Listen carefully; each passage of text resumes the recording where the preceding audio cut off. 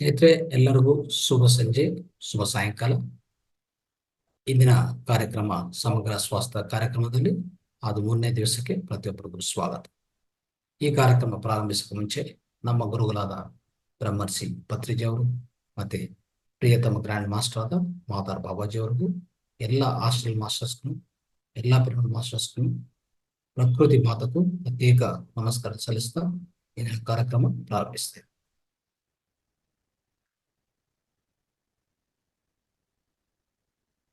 ಸ್ನೇಹಿತರೆ, ಇಂದಿನ ಕಾರ್ಯಕ್ರಮ 1 ಗಂಟೆ ಕಾರ್ಯಕ್ರಮದಲ್ಲಿ 1 ಗಂಟೆಯಿಂದ 10 ನಿಮಿಷ 15 ನಿಮಿಷ ಹೆಚ್ಚಾಗ್ಬೋದು.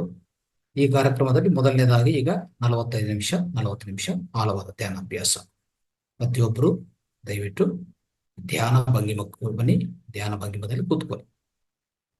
ಧ್ಯಾನ ಭಂಗಿಮ, ಆನಾಪಾನಸತಿ ಧ್ಯಾನ ಭಂಗಿಮ. ಎಲ್ಲರೂ ಹಲವರು ಮಾಸ್ಟರ್ ಇದ್ರೆ ನಿಮ್ಗೆಲ್ಲರೂ ಗೊತ್ತಿದೆ.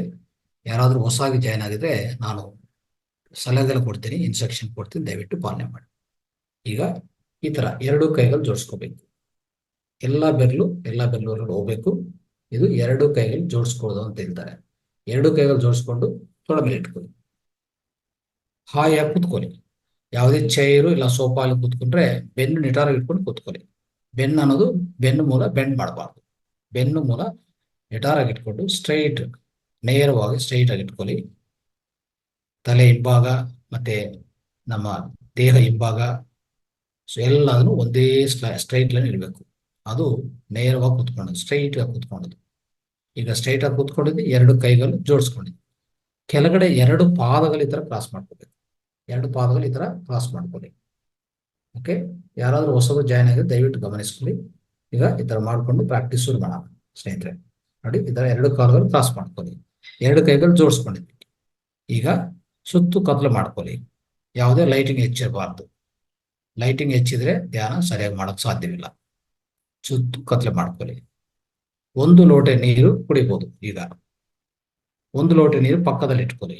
ಧ್ಯಾನ ಆದ್ಮೇಲೆ ಆ 1 ಲೀಟರ್ ನೀರು ನೀವು ಕುಡಿಬಹುದು. ಒಳ್ಳೆ ಫಲಿತಾಂಶ ಸಿಗತ್ತೆ. ಈಗ ಸ್ನೇಹಿತರೆ, ಹಾಯಾಗಿ ಕೂತ್ಕೊಂಡಿದ್ವಿ, ಕೈ ಕ್ರಾಸ್ ಮಾಡ್ಕೊಂಡಿದ್ವಿ, ಕಾಲು ಕ್ರಾಸ್ ಮಾಡ್ಕೊಂಡಿದ್ವಿ, ಬೆನ್ನು ನಿಟಾರಾಗಿ ಇಟ್ಕೊಂಡು ಕೂತ್ಕೊಂಡಿದ್ವಿ. ಈಗ ನಿಧಾನವಾಗಿ ಹಗುರವಾಗಿ 2 ಕಣ್ಣುಗಳು ಮುಚ್ಚಿ. 2 ಕಣ್ಣುಗಳು ಮುಚ್ಚಿ. ಸ್ಪೆಕ್ಸ್ ಇದ್ರೆ ಸ್ಪೆಕ್ಸ್ ತೆಗೆದು ಪಕ್ಕ ಇಟ್ಕೊಳ್ಳಿ. ಯಾವುದೇ ಸ್ಪೆಕ್ಸ್ ಇರಬಾರ್ದು. ಯಾವ ಸ್ಪೆಕ್ಸ್ನು ಏನಿರಬಾರ್ದು. ಮುಖದ ಮೇಲೆ ಏನಿರಬಾರ್ದು. ಅದು ತೆಗೆದು ಪಕ್ಕ ಇಟ್ಕೊಳ್ಳಿ. ಈಗ ಹಗುರವಾಗಿ, ನಿಧಾನವಾಗಿ, ಮೃದುವಾಗಿ ನಿಮ್ಮ 2 ಕಣ್ಣುಗಳು ಮುಚ್ಕೊಳ್ಳಿ. ಯಾವುದೇ ಕಾರಣಕ್ಕೂ ಕಣ್ಣು ಮಾತ್ರ ತೆರೆಯಬಾರ್ದು. ನಾನು ಓಕೆ ಹೇಳೋವರೆಗೂ ಯಾರು ಕಣ್ಣು ತೆರೆಯಬಾರ್ದು. ಇದು ಒಂದು ಷರತ್ತು, ಒಂದು ಕಂಡೀಷನ್. ಯಾವುದೇ ಕಾರಣಕ್ಕೆ ಕಣ್ಣು ಮಾತ್ರ ತೆರೆಯಬಾರ್ದು. ನಿಮ್ಮ ಭಂಗಿಮದಲ್ಲಿ ತೊಂದರೆ ಇದ್ರೆ, ಯಾವುದೇ ನಮ್ನೆಸ್ ಬಂದ್ರೆ, ನಿಮ್ಮ ಕಾಲು ಕೈ ಏನಾದ್ರು ಸ್ವಲ್ಪ ನಮ್ನೆಸ್ ಬಂದ್ರೆ, ಸ್ವಲ್ಪ ಗಟ್ಟಿ ಅಂತ ಅನಿಸ್ತದೆ, ಅಲ್ಲಿ ಸ್ವಲ್ಪ ಚಾಚಬೇಕಂತ ಅನ್ಕೊಂಡ್ರೆ ಏನೇ ಸ್ವಲ್ಪ ಮೂವ್ಮೆಂಟ್ ಮಾಡ್ಕೊಳ್ಳಿ. ಅಂದ್ರೆ ದೇಹದಲ್ಲಿ ಸ್ವಲ್ಪ ಮೂವ್ಮೆಂಟ್ ಮಾಡ್ಕೊಳ್ಳಿ. ಕಾಲು ಕೈ ಸ್ವಲ್ಪ ಮೂವ್ಮೆಂಟ್ ಮಾಡ್ಕೋಬಹುದು. ಆದ್ರೆ ಕಣ್ಣು ಮಾತ್ರ ತೆರೆಯಬಾರ್ದು. ಕಣ್ಣು ತೆರೆಯಬಾರದು. ಕಣ್ಣಿಂದ ಹೆಚ್ಚು ಶಕ್ತಿ ವಿಹೀನ ಆಗತ್ತೆ, ಹೆಚ್ಚು ಶಕ್ತಿ ನಷ್ಟ ಆಗತ್ತೆ. ಅದಕ್ಕೋಸ್ಕರ ಕಣ್ಣು ಮಾತ್ರ ತೆರೆಯಬಾರದು. ಹಾಗೆ ಕೂತ್ಕೊಳ್ಳಿ.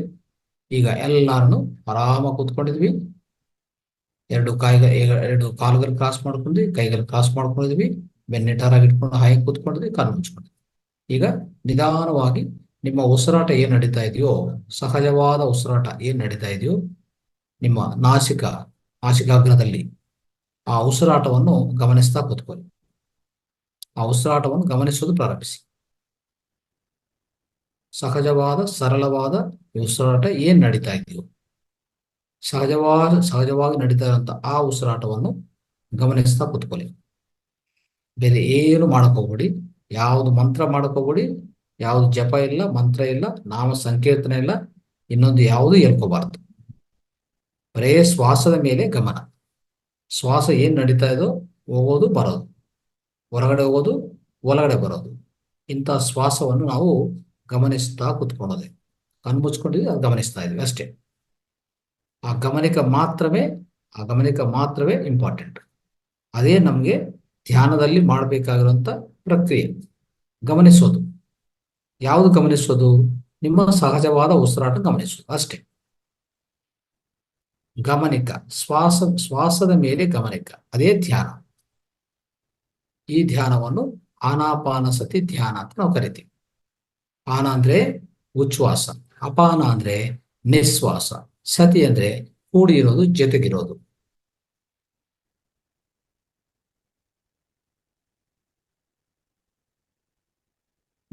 ಆರಾಮ ಕುತ್ಕೊಂಡಿದ್ವಿ, ಯಾವುದೂ ಯೋಚನೆ ಬರ್ತಾ ಇಲ್ಲ, ಯಾವುದು ಯೋಚನೆ ಮಾಡ್ತಾ ಇಲ್ಲ,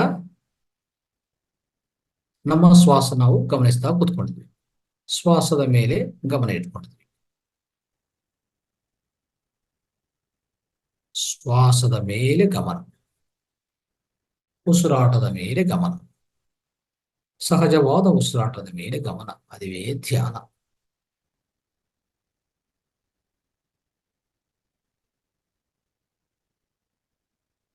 ಧ್ಯಾನ ಸರ್ವರೋಗ ನಿವಾರಣೆ, ಎಲ್ಲ ರೋಗಗಳನ್ನು ನಿವಾರಣೆ ಮಾಡುತ್ತೆ, ಎಲ್ಲ ವ್ಯಾಧಿಗಳನ್ನು ತೊಲಗಿಸ್ತದೆ. ಯಾವುದೇ ವ್ಯಾಧಿ ಇರಲಿ, ವ್ಯಾಧಿಗಳನ್ನು ನಿರ್ಮೂಲನೆ ಮಾಡುತ್ತೆ, ನಿವಾರಣೆ ಮಾಡುತ್ತೆ. ಅದಕ್ಕೋಸ್ಕರ ಧ್ಯಾನವೇ ಸರ್ವ ರೋಗ ನಿವಾರಣೆ. ಧ್ಯಾನದಿಂದ ಹೆಚ್ಚು ಜ್ಞಾನನೂ ಬರುತ್ತೆ. ಅದಕ್ಕೆ ಧ್ಯಾನವೇ ಸರ್ವ ಜ್ಞಾನ ಪ್ರಸಾದಿನಿ. ಸರ್ವ ಜ್ಞಾನವನ್ನು ಪ್ರಸಾದಿಸ್ತದೆ ಅಂದ್ರೆ ನಮಗೆ ಕೊಡುತ್ತೆ. ಹೆಚ್ಚು ಜ್ಞಾನ ಪಡೆಯಬಹುದು. ಒಂದು ಧ್ಯಾನ ಮಾಡ್ತಾ ಇದ್ರೆ ಹೆಚ್ಚು ಜ್ಞಾನ ನಮ್ಮ ಬಗ್ಗೆ ನಮಗೆ ಅರಿವು ಬರುತ್ತೆ. ಅದ್ಭುತವಾದ ಆಧ್ಯಾತ್ಮಿಕ ಜ್ಞಾನವನ್ನು ಪಡೆಯಬಹುದು. ಧ್ಯಾನದಿಂದ ಮಾತ್ರ ಸಾಧ್ಯ.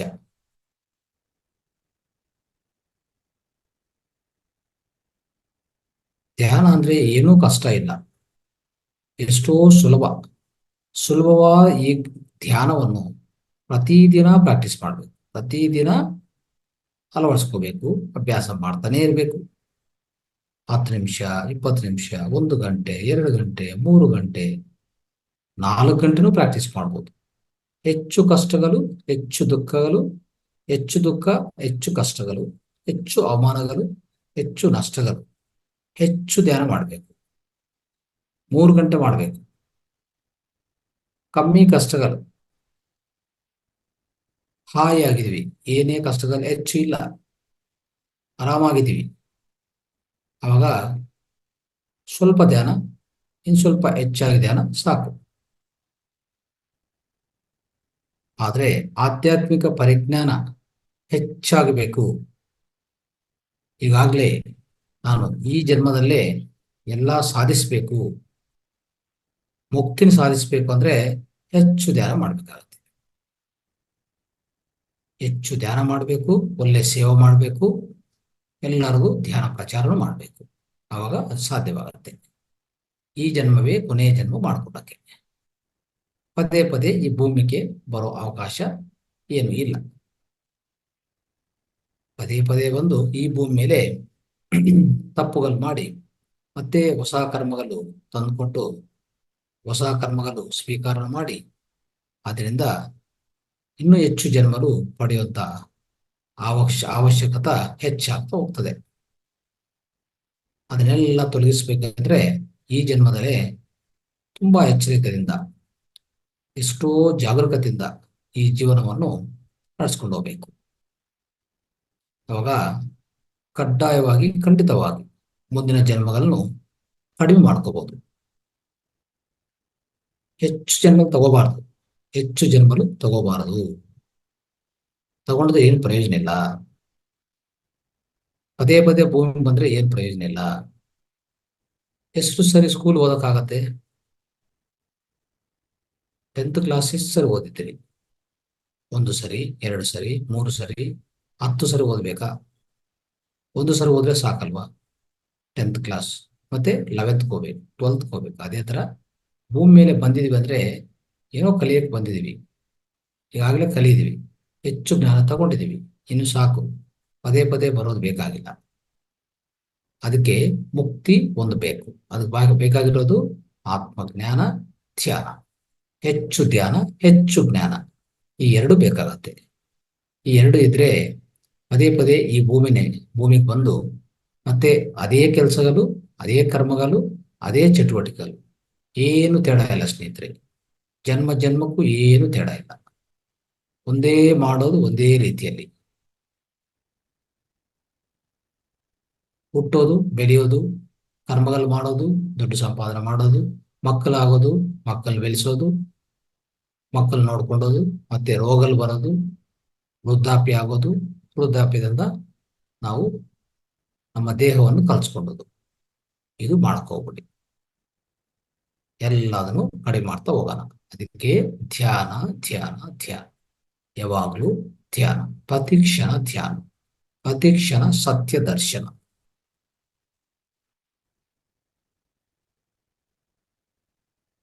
ಶ್ವಾಸದ ಮೇಲೆ ಗಮನ ಸ್ನೇಹಿತರೆ, ಶ್ವಾಸದ ಮೇಲೆ ಗಮನ, ಉಸಿರಾಟದ ಮೇಲೆ ಗಮನ. ಈಗ ಅದ್ಭುತವಾದ ಸಂಗೀತ ಜೊತೆಗೆ ಧ್ಯಾನ ಮಾಡ್ತಾ ಹೋಗೋಣ. ನಿಮ್ಮ ಶ್ವಾಸ ಗಮನಿಸ್ತಾ ಕೂತ್ಕೊಳ್ಳಿ, ಸಂಗೀತವನ್ನು ಕೇಳಿಸ್ಕೊಂತ ಈ ಆಳವಾದ ಧ್ಯಾನಾಭ್ಯಾಸವನ್ನು ಎಲ್ಲರೂ ಸಾಮೂಹಿಕವಾಗಿ ಮಾಡೋಣ.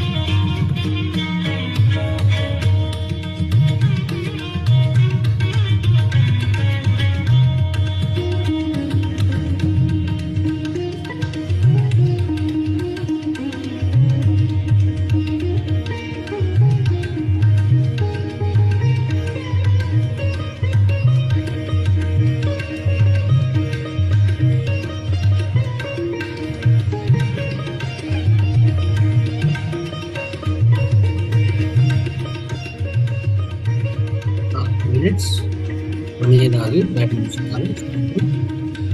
2 minutes.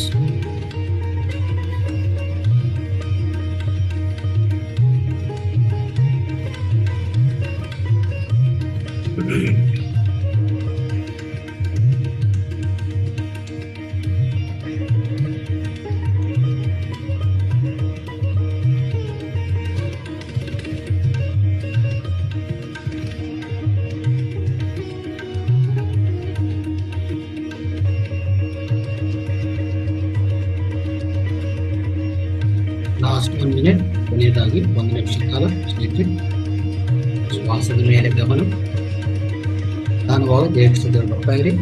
ಕೊನೆಯದಾಗಿ 1 ನಿಮಿಷ ಕಾಲ, last 1 minute.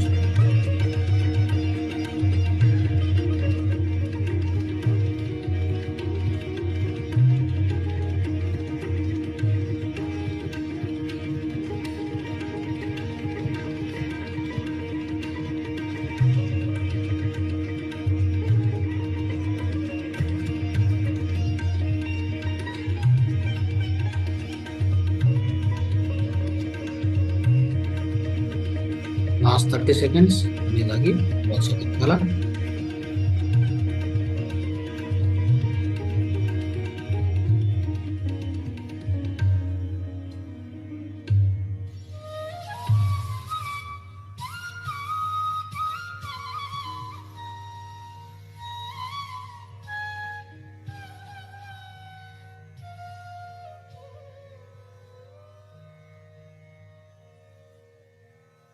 Last 5 seconds. Final 5 seconds. ಎಲ್ಲರೂ ನಿಧಾನವಾಗಿ ದೇಹಕ್ಕೆ ಬರ್ತಾ ಇರಿ, ಯಾರು ಕಣ್ಣು ತೆರೆಯಬಾರದು. 5 4 3 2 1 0. ಸ್ನೇಹಿತರೆ ನಿಧಾನವಾಗಿ ನಿಮ್ಮ 2 ಕೈಗಳು ತೆಗಿತಾ 2 ಕಣ್ಣು ಮೇಲೆ ಮುಚ್ಕೊಳ್ಳಿ. 5 ಸೆಕೆಂಡ್ ಕಾಲ 2 ಕಣ್ಣುಗಳು ಸ್ಪರ್ಶ ಮಾಡಿ. ಹಾಗೆ ಇಟ್ಕೊಳ್ಳಿ. 5 4 3 2 1 0. ಎಲ್ಲರೂ ನಿಧಾನವಾಗಿ ನಿಮ್ಮ 2 ಕೈಗಳು ಬಿಡುತ್ತಾ 2 ಕಣ್ಣುಗಳು ನಿಧಾನವಾಗಿ ಬಿಡಬಹುದು. ಸ್ನೇಹಿತರೆ ಎಲ್ಲರೂ ದೇಹ ಎಚ್ಚರಿಕೆಗೆ ಬನ್ನಿ, ಸಾಮಾನ್ಯ ಸ್ಥಿತಿಗೆ ಬನ್ನಿ. ಸ್ನೇಹಿತರೆ ಎಲ್ಲರೂ ಈಗ ನೀವು ವಿಡಿಯೋವನ್ನು ಆನ್ ಮಾಡ್ಕೋಬಹುದು. ಸ್ನೇಹಿತರೆ ದಯವಿಟ್ಟು ಎಲ್ಲರೂ ವಿಡಿಯೋಗಳು ಆನ್ ಮಾಡ್ಕೊಳ್ಳಿ.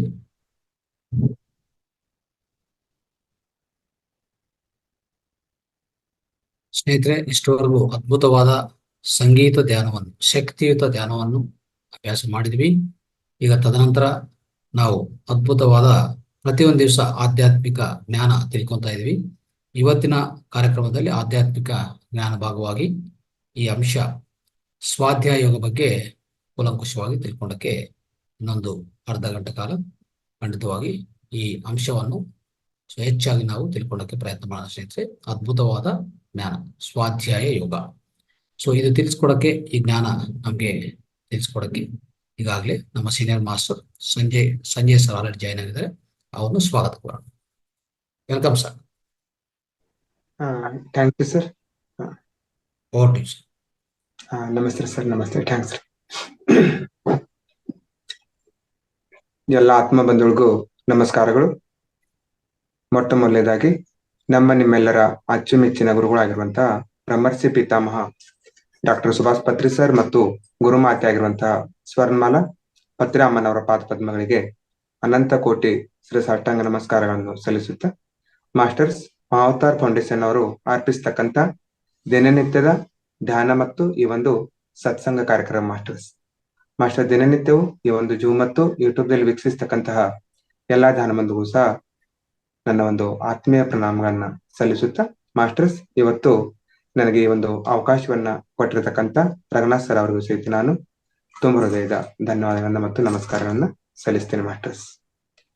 ಮಾಸ್ಟರ್ಸ್ ನಾವು ಪ್ರತಿನಿತ್ಯವೂ ಈ ಒಂದು ಆಧ್ಯಾತ್ಮಿಕತೆಗೆ ಸಂಬಂಧಪಟ್ಟ ನಾನಾ ವಿಚಾರಗಳನ್ನ ನಾವು ತಿಳಿದುಕೊಳ್ತಾ ಇರ್ತೀವಿ. ಮಾಸ್ಟರ್ಸ್ ದಿನನಿತ್ಯವೂ ಧ್ಯಾನ ಯಾವ ರೀತಿಯಾಗಿ ನಮಗೆ ಮುಖ್ಯವಾಗಿರುತ್ತೆ, ಅದೇ ರೀತಿಯಾಗಿ ಒಂದು ಕೆಲವೊಂದಿಷ್ಟು ವಿಚಾರಗಳು ಸಹ ನಮಗೆ ದಿನನಿತ್ಯವೂ ಅಷ್ಟೇ ಮುಖ್ಯ. ಮಾಸ್ಟರ್ಸ್ ಅದೇ ನಿಟ್ಟಿನಲ್ಲಿ ಇವತ್ತು ನಾವು ಈ ಒಂದು ಸತ್ಸಂಗದ ಕಾರ್ಯಕ್ರಮದಲ್ಲಿ ಸ್ವಾಧ್ಯಾಯ ಯೋಗ ಅನ್ನುವ ಒಂದು ವಿಚಾರದ ಬಗ್ಗೆ ಕೂಲಂಕುಷವಾಗಿ ತಿಳಿದುಕೊಳ್ಳೋಣ ಮಾಸ್ಟರ್ಸ್ ಈಗಾಗಲೇ ನಾವು ಈ ಒಂದು ಆಧ್ಯಾತ್ಮಿಕ ಒಂದು ಇದರಲ್ಲಿ ಚಳವಳಿಯಲ್ಲಿ ಬಂದು ಅಂದ್ರೆ PSSM ಅನ್ನೋದು ಒಂದು ಚಳವಳಿ, ಇದು ಒಂದು ಮೂವ್ಮೆಂಟ್ ಅಂತಾನೆ ಕರೀತಾರೆ, ಪಿರಮಿಡ್ ಸ್ಪಿರಿಚುವಲ್ ಮೂವ್ಮೆಂಟ್ ಅಂತ ಕರೀತಾರೆ. ಆಮೇಲೆ ಇಲ್ಲಿ ನಾವು ಈ ಆಧ್ಯಾತ್ಮಿಕತೆ ಬಂದಾಗ ನಮ್ಮ ಗುರುಗಳಾಗಿರ್ತಕ್ಕಂತಹ ಬ್ರಹ್ಮರ್ಷಿ ಪಿತಾಮಹ ಡಾಕ್ಟರ್ ಸುಭಾಷ್ ಪತ್ರಿ ಸರ್ ಅವರು ನಮಗೆ ಮುಖ್ಯವಾಗಿ 3 ತ್ರಿರತ್ನಗಳನ್ನ ಕೊಟ್ಟಿದ್ದಾರೆ ಮಾಸ್ಟರ್ಸ್ ಅವರು. ಮುಖ್ಯವಾಗಿ ನಾವು ದಿನನಿತ್ಯವೂ ನಮ್ಮ ಜೀವನದಲ್ಲಿ ಅಳವಡಿಸಿಕೊಳ್ಳೇಬೇಕು ಅಂತಹ 3 ಮುಖ್ಯ ತ್ರಿರತ್ನಗಳು ಯಾವುವಂದ್ರೆ, ನಾವು ದಿನನಿತ್ಯವೂ ಚಾಚು ತಪ್ಪದೆ ಧ್ಯಾನವನ್ನ ಮಾಡಬೇಕು, ಆಮೇಲೆ ಅದರ ಜೊತೆಗೆ ಸಜ್ಜನ ಸಾಂಗತ್ಯವನ್ನ ಮಾಡಬೇಕು ಮತ್ತು ಸ್ವಾಧ್ಯಾಯದ ಪುಸ್ತಕಗಳನ್ನ ಓದ್ಬೇಕು ಅಂತಕ್ಕಂಥ 3 ಮುಖ್ಯ ತ್ರಿರತ್ನಗಳನ್ನ ನಾವು ನಮ್ಮ ಜೀವನದಲ್ಲಿ ಅಳವಡಿಸಿಕೊಳ್ಳೇಬೇಕಾಗಿರ್ತಕ್ಕಂಥದ್ದು ಮಾಸ್ಟರ್, ಬಹು ಮುಖ್ಯವಾಗಿ. ಮಾಸ್ಟರ್, ದಿನನಿತ್ಯವೂ ನಾವು ಎಷ್ಟು ಅಂದ್ರೆ 3 ಗಂಟೆಗಳ ಧ್ಯಾನ, ಅದರ ಜೊತೆಗೆ 2 ಗಂಟೆಗಳ ಸ್ವಾಧ್ಯಾಯ ಮತ್ತು 1 ಗಂಟೆಯ ಅನುಭವ ಹಂಚಿಕೆ ಅಂದ್ರೆ ಸಜ್ಜನ ಸಾಂಗತ್ಯ, ಅಂದ್ರೆ ಈ 3 ಸೂತ್ರಗಳನ್ನ ನಾವು ನಮ್ಮ ಜೀವನದಲ್ಲಿ ಅಳವಡಿಸಿಕೊಳ್ಳೇಬೇಕು ಮಾಸ್ಟರ್ಸ್. ಆ ಒಂದು ನಿಟ್ಟಿನಲ್ಲಿ ನಾವು ಯಾವುದೇ ಒಂದು ಕಾರ್ಯಕ್ರಮವನ್ನ ಪ್ರಾರಂಭ ಮಾಡ್ಬೇಕಾದ್ರೂ ಸಹ ಈ ಒಂದು PSSM ಚಳವಳಿಯಲ್ಲಿ ಏನಾಗುತ್ತೆ ಅಂದ್ರೆ ಧ್ಯಾನದ ಮುಖಾಂತರನೇ ಪ್ರಾರಂಭ ಮಾಡುತ್ತಾರೆ. ಯಾವುದೇ ಒಂದು ಕಾರ್ಯಕ್ರಮ ಪ್ರಾರಂಭದ ಹಂತದಲ್ಲಿ ಧ್ಯಾನ ಇರುತ್ತೆ, ಧ್ಯಾನ ಆದ್ಮೇಲೆ ಸತ್ಸಂಗ, ಆಮೇಲೆ ಸತ್ಸಂಗದಲ್ಲಿ ಸ್ವಾಧ್ಯಾಯ ಅನ್ನೋದು ಬಹಳಷ್ಟು ಮುಖ್ಯವಾಗಿ ಇರುತ್ತೆ ಮಾಸ್ಟರ್ಸ್. ಆಮೇಲೆ ಸ್ವಾಧ್ಯಾಯ ಅಂದಾಗ ಇದರಲ್ಲಿ ನಾವು ಬೇರೆ ಬೇರೆ ಆಗಿರ್ತಕ್ಕಂಥ ಅಂದ್ರೆ 2 ಭಾಗಗಳನ್ನ ನೋಡ್ತಾ ಇರ್ತೀವಿ ಮಾಸ್ಟರ್ಸ್. ಇಲ್ಲಿ ಸ್ವಾಧ್ಯಾಯದಲ್ಲಿ ಒಂದು ಸ್ವ ಅಧ್ಯಯನ ಅಂದ್ರೆ ಇಲ್ಲಿ ಮತ್ತೊಂದು ಒಂದು ಒಳ್ಳೆಯ ಪುಸ್ತಕಗಳ ಒಂದು ಅಧ್ಯಯನವನ್ನ ಮಾಡುವುದು. ಆಮೇಲೆ ಇಲ್ಲಿ ಈ ಸ್ವಾಧ್ಯಾಯವನ್ನು ಬಿಡಿಸಿ ನೋಡಿದಾಗ ಸ್ವ ಪ್ಲಸ್ ಅಧ್ಯಯನ ಅಂದ್ರೆ ಸ್ವಾಧ್ಯಾಯ ಅಂದ್ರೆ ನಮ್ಮನ್ನು ನಾವು ಯಾವ ರೀತಿಯಾಗಿ ತಿಳಿದುಕೊಳ್ಬೇಕು, ನಮ್ಮನ್ನು ನಾವು ಯಾವ ರೀತಿಯಾಗಿ ಅಧ್ಯಯನವನ್ನ ಮಾಡ್ಬೇಕು ಅನ್ನೋದು ಬಹಳಷ್ಟು ಮುಖ್ಯ ಮಾಸ್ಟರ್ಸ್. ಯಾವ ರೀತಿಯಾಗಿ ನಾವು ಈ ಒಂದು ಆಧ್ಯಾತ್ಮಿಕ ಪ್ರಪಂಚಕ್ಕೆ ಬರ್ತಾ ಇರ್ತೇವೆ ಅಂದ್ರೆ ಇಲ್ಲಿ ನಾವು ಯಾವ್ದಾದ್ರು ಒಂದು ದೇಹೋದ್ದೇಶವನ್ನ ಇಟ್ಕೊಂಡು ಬಂದಿರ್ತೀವಿ ಮಾಸ್ಟರ್ಸ್.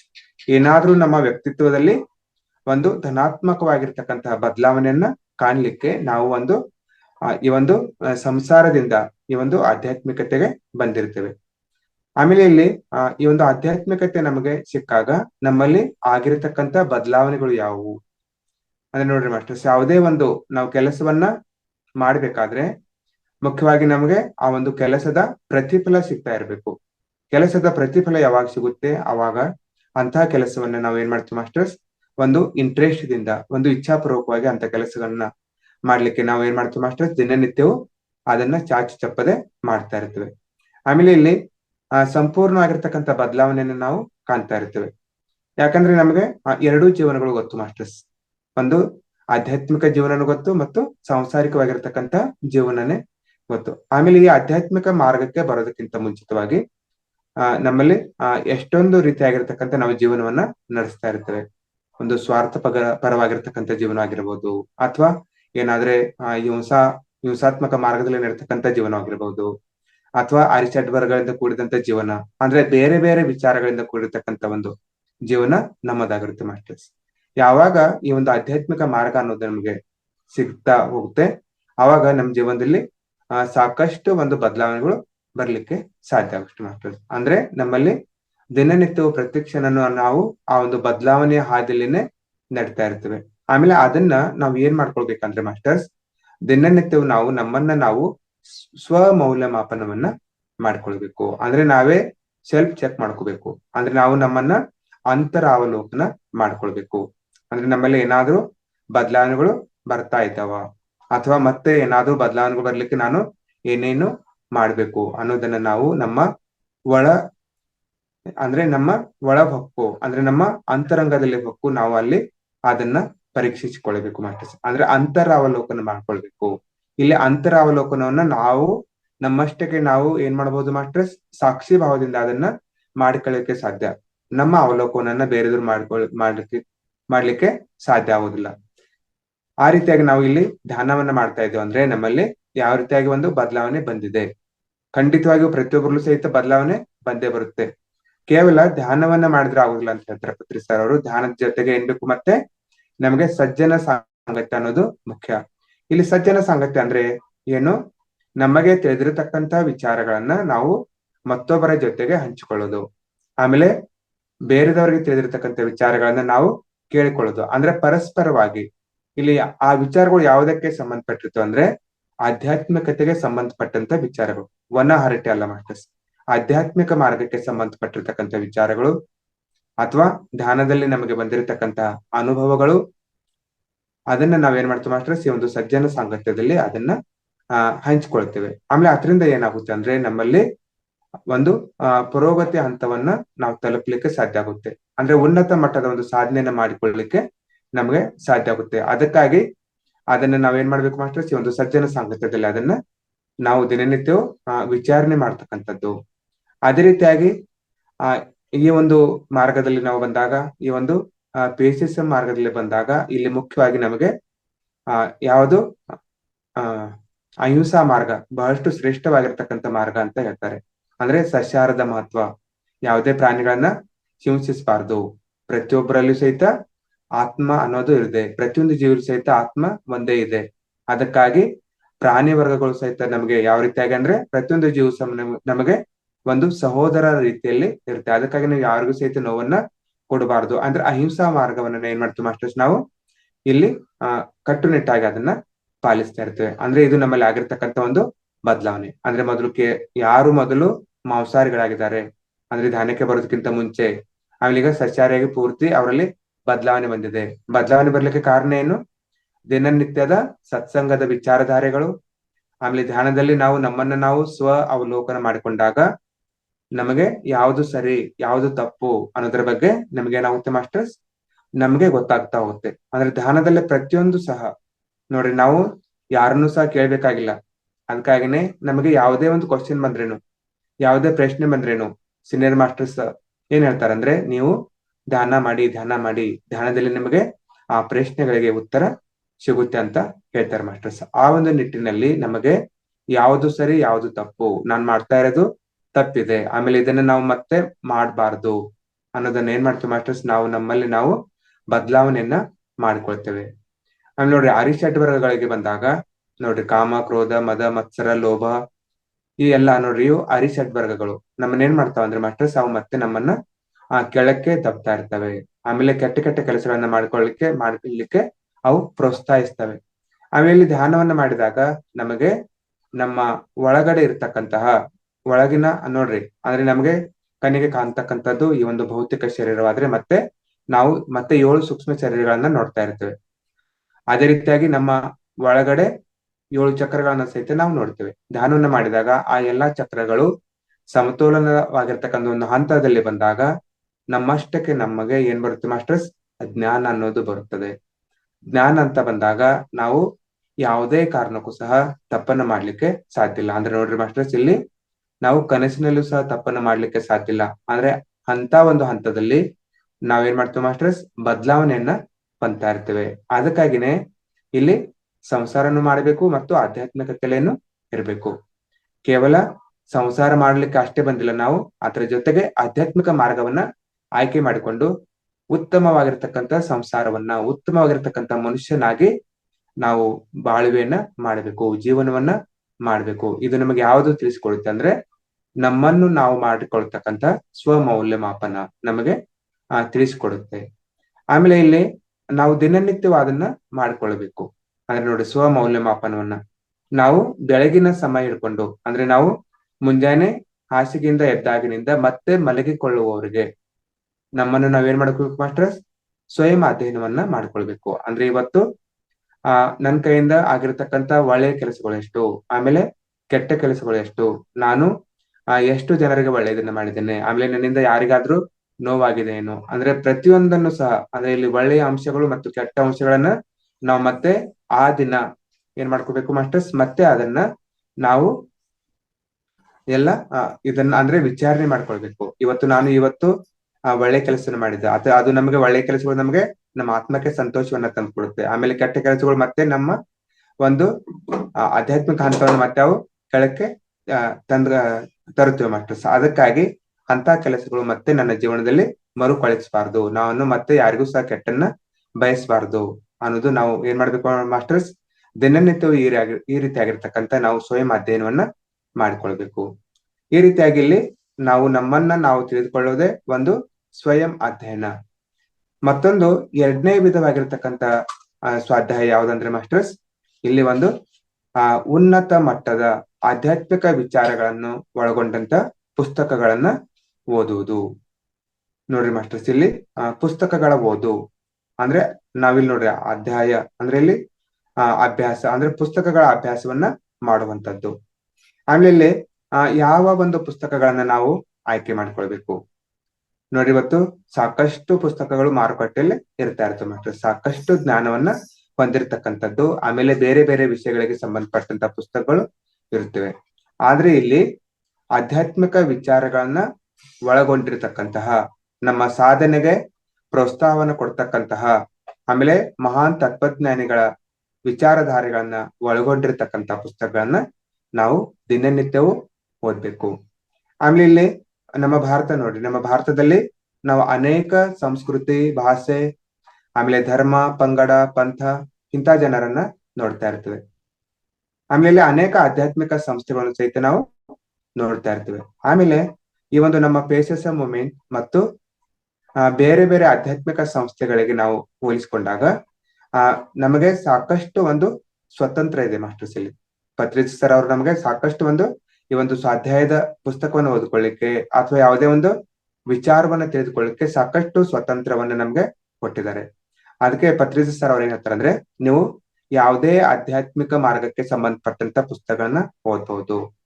ಅದು ಯಾವುದೇ ಒಂದು ಧರ್ಮಕ್ಕೆ ಸಂಬಂಧಪಟ್ಟಿರ್ಲಿ, ಯಾವುದೇ ಒಬ್ಬ ಬೇರೆ ಬೇರೆ ಲೇಖಕರು ಅದನ್ನ ಬರೆದಿರ್ಲಿ, ಅದು ಒಳ್ಳೇದಿದ್ರೆ ನೀವೇನ್ ಮಾಡ್ರಿ, ಅದನ್ನ ಆ ಪುಸ್ತಕಗಳನ್ನ ಓದ್ರಿ. ಆ ಪುಸ್ತಕಗಳಲ್ಲಿನ ಜ್ಞಾನವನ್ನ ನೀವು ನಿಮ್ಮ ಜೀವನದಲ್ಲಿ ಅಳವಡಿಸ್ಕೊಳ್ರಿ.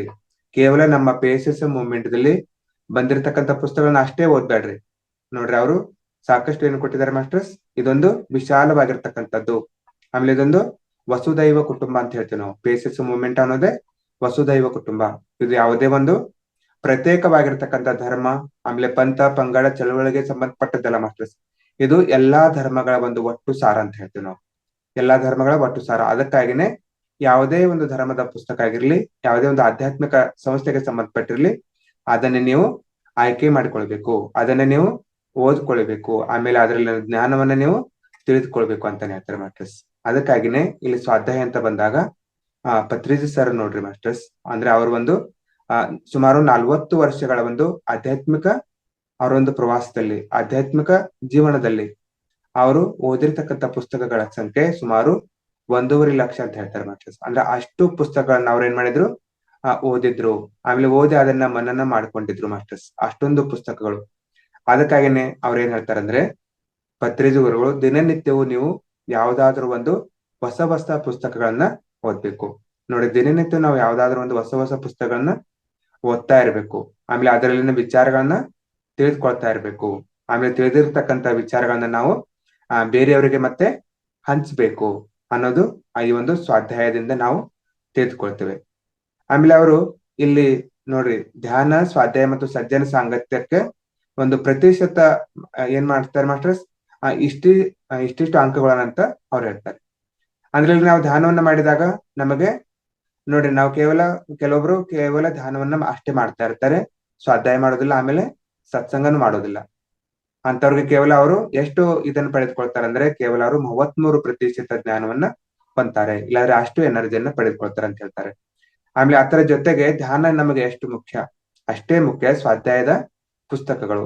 ನಾವು ದಿನನಿತ್ಯವೂ ಚಾಚು ತಪ್ಪದೆ 2 ಗಂಟೆಗಳ ಕಾಲ ಸ್ವಾಧ್ಯಾಯವನ್ನ ಮಾಡ್ಲೇಬೇಕು.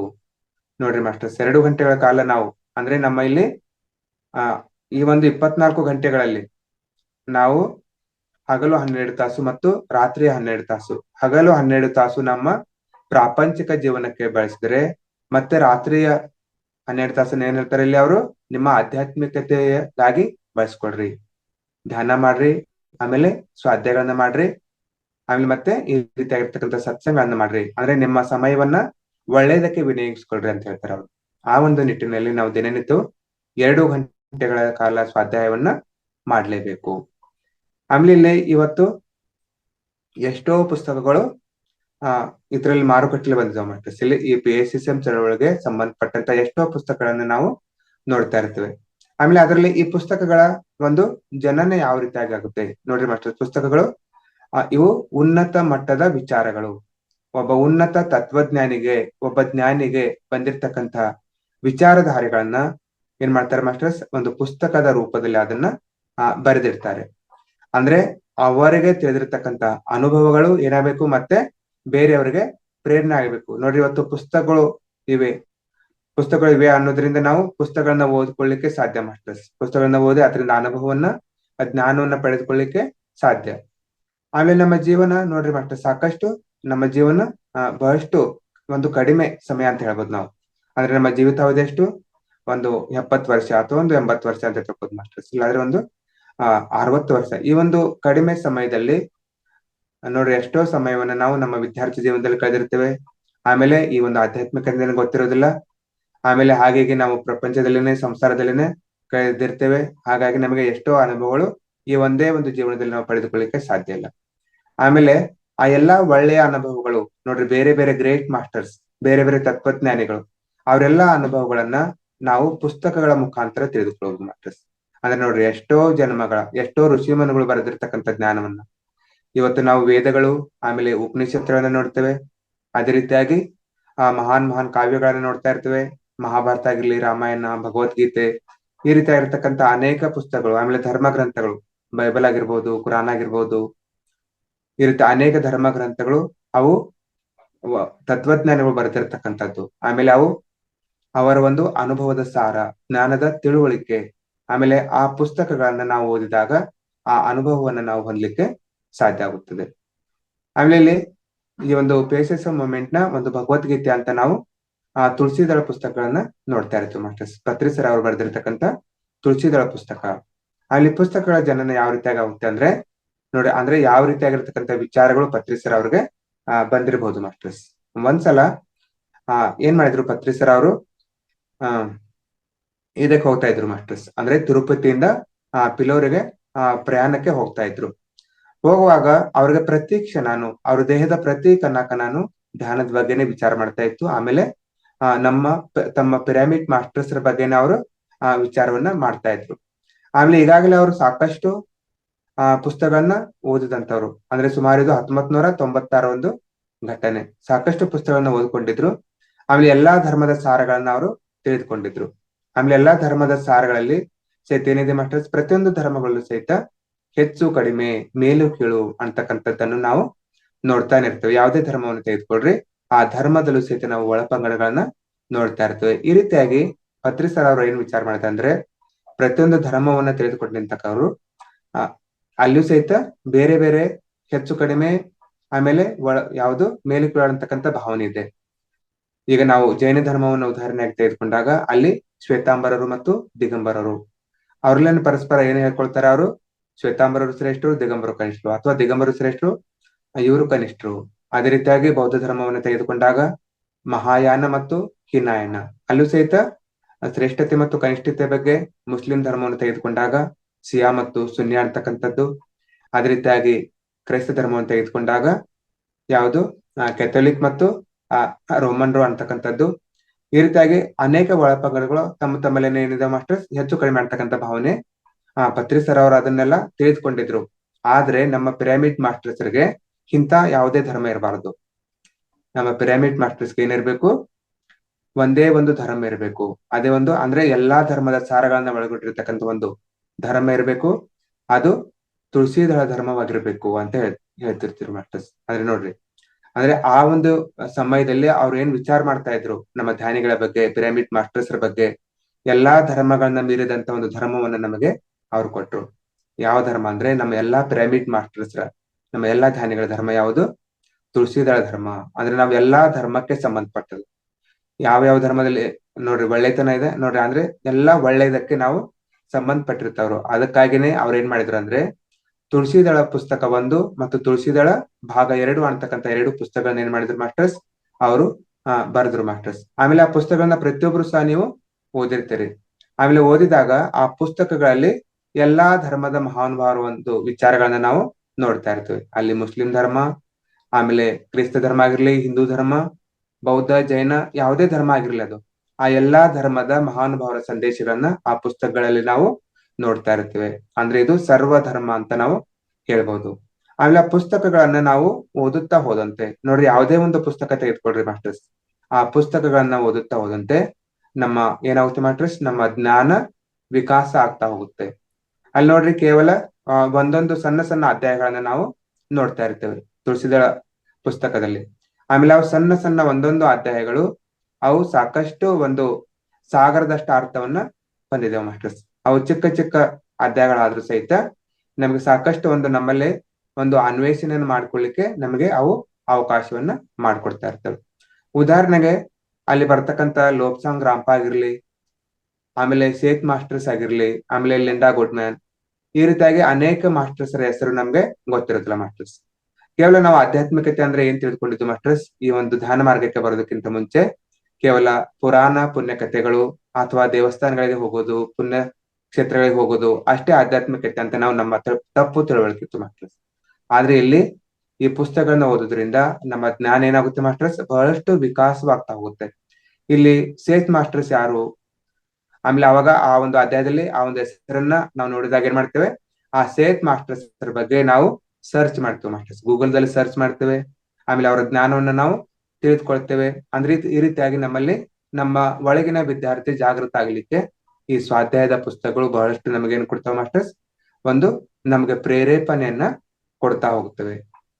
ಆಮೇಲೆ ಮತ್ತೊಂದು ವಿಚಾರವನ್ನ ಇಲ್ಲಿ ಹೇಳ್ಬೇಕಂದ್ರೆ, ಮುಖ್ಯವಾಗಿ ನಾವು ಧ್ಯಾನಕ್ಕೆ ಬರೋದಕ್ಕಿಂತ ಮುಂಚಿತವಾಗಿನೂ ಪ್ರತಿಯೊಬ್ಬರು ಸ್ವಾಧ್ಯಾಯವನ್ನ ಮಾಡ್ತಾನೆ ಇರ್ತೀವಿ ಮಾಸ್ಟರ್ಸ್. ಪ್ರತಿಯೊಬ್ರು ಸ್ವಾಧ್ಯಾಯ ಅಂದ್ರೆ ನ್ಯೂಸ್ ಪೇಪರ್ ಆಗಿರ್ಲಿ, ಅಥವಾ ಯಾವ್ದಾದ್ರು ಮ್ಯಾಗಜಿನ್ ಆಗಿರ್ಲಿ, ಅಥವಾ ಯಾವ್ದಾದ್ರು ಕಾದಂಬರಿಗಳಾಗಿರ್ಲಿ, ಇಂಥ ಎಲ್ಲಾ ಪುಸ್ತಕಗಳನ್ನ ಓದ್ತಕ್ಕಂಥ ಹವ್ಯಾಸವನ್ನು ನಾವು ಇಟ್ಕೊಂಡಿರ್ತೇವೆ.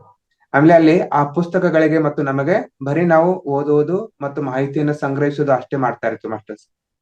ಆದ್ರೆ ಇಲ್ಲಿ ಧ್ಯಾನ ಮಾರ್ಗಕ್ಕೆ ಬಂದಾಗ ಸ್ವಾಧ್ಯಾಯವನ್ನು ಮಾಡ್ತಕ್ಕಂಥ ರೀತಿನೇ ಬೇರೆ ಇರುತ್ತೆ ಮಾಸ್ಟರ್ಸ್. ಅಂದ್ರೆ ಸ್ವಾಧ್ಯಾಯ ಮಾಡಿದಾಗ ನಮಗೇನಾಗುತ್ತೆ ಅಂದ್ರೆ, ಆ ಪುಸ್ತಕದಲ್ಲಿ ಇರ್ತಕ್ಕಂಥ ಆ ಮಾಸ್ಟರ್ಸ್ ಜೊತೆಗೆ ಏನ್ ಮಾಡ್ತೀವಿ ಮಾಸ್ಟರ್ಸ್, ನಾವು ಕನೆಕ್ಟ್ ಆಗ್ತಾ ಇರ್ತೇವೆ, ಸಹ ಸಂಬಂಧವನ್ನ ಹೊಂದ್ತಾ ಇರ್ತೇವೆ. ಅಂದ್ರೆ ನೋಡ್ರಿ ಮಾಸ್ಟರ್ಸ್, ಯಾವುದೇ ಒಂದು ಕಾಲದಲ್ಲಿ ಆಗಿ ಹೋಗಿರ್ತಕ್ಕಂಥ ಋಷಿ ಮುನಿಗಳು ಇವತ್ತು ನಾವು ಸ್ವಾಧ್ಯಾಯವನ್ನ ಮಾಡ್ತಾ ಇದ್ರೆ ಅವರು ನಮಗೆ ಕನೆಕ್ಟ್ ಆಗಿ ಆ ಜ್ಞಾನವನ್ನ ಅವರು ಕೊಡ್ತಾ ಹೋಗ್ತಾರೆ. ಅಂದ್ರೆ ಇದು ಯಾವುದರಿಂದ ಸಾಧ್ಯ ಆಗುತ್ತೆ ಅಂದ್ರೆ, ನಾವು ದಿನನಿತ್ಯವೂ ಮಾಡ್ತಕ್ಕಂಥ ಧ್ಯಾನದ ಸ್ಥಿತಿಯಿಂದ. ಆ ಧ್ಯಾನದ ಸ್ಥಿತಿಯಿಂದ ನಮ್ಮ ಆತ್ಮ ಏನಾಗುತ್ತೆ ಮಾಸ್ಟರ್ಸ್, ಪರಿಶುದ್ಧವಾಗಿ ನಾವು ಆ ಪರಮಾತ್ಮನೊಂದಿಗೆ ಜೋಡಣೆ ಆದಾಗ ಮಾತ್ರ ಅಂತ ಸಂದೇಶಗಳು ಬರ್ಲಿಕ್ಕೆ ಸಾಧ್ಯ ಆಗುತ್ತೆ ಮಾಸ್ಟರ್ಸ್. ಮಾಸ್ಟರ್ಸ್ ನೋಡ್ರಿ, ಇಲ್ಲಿ ಪೇಸಸ್ ಮೂವ್ಮೆಂಟ್ ಎಷ್ಟೋ ಅದ್ಭುತವಾಗಿರ್ತಕ್ಕಂಥ ಪುಸ್ತಕಗಳನ್ನ ನೋಡ್ತಾ ಇರ್ತೇವೆ. ಈಗ ರೂಪಾ ವೆಂಕಟೇಶ್ ಮೇಡಮ್ ಅವರು ಬರೆದಿರ್ತಕ್ಕಂಥ ಸತ್ಯ ಪಯಣ ಪುಸ್ತಕವನ್ನ ನೀವು ತೆಗೆದುಕೊಳ್ರಿ ಮಾಸ್ಟರ್ಸ್. ಸತ್ಯ ಪಯಣ, ಬೆಳಕಿನಿಂದ ಬೆಳಕಿನೆಡೆಗೆ.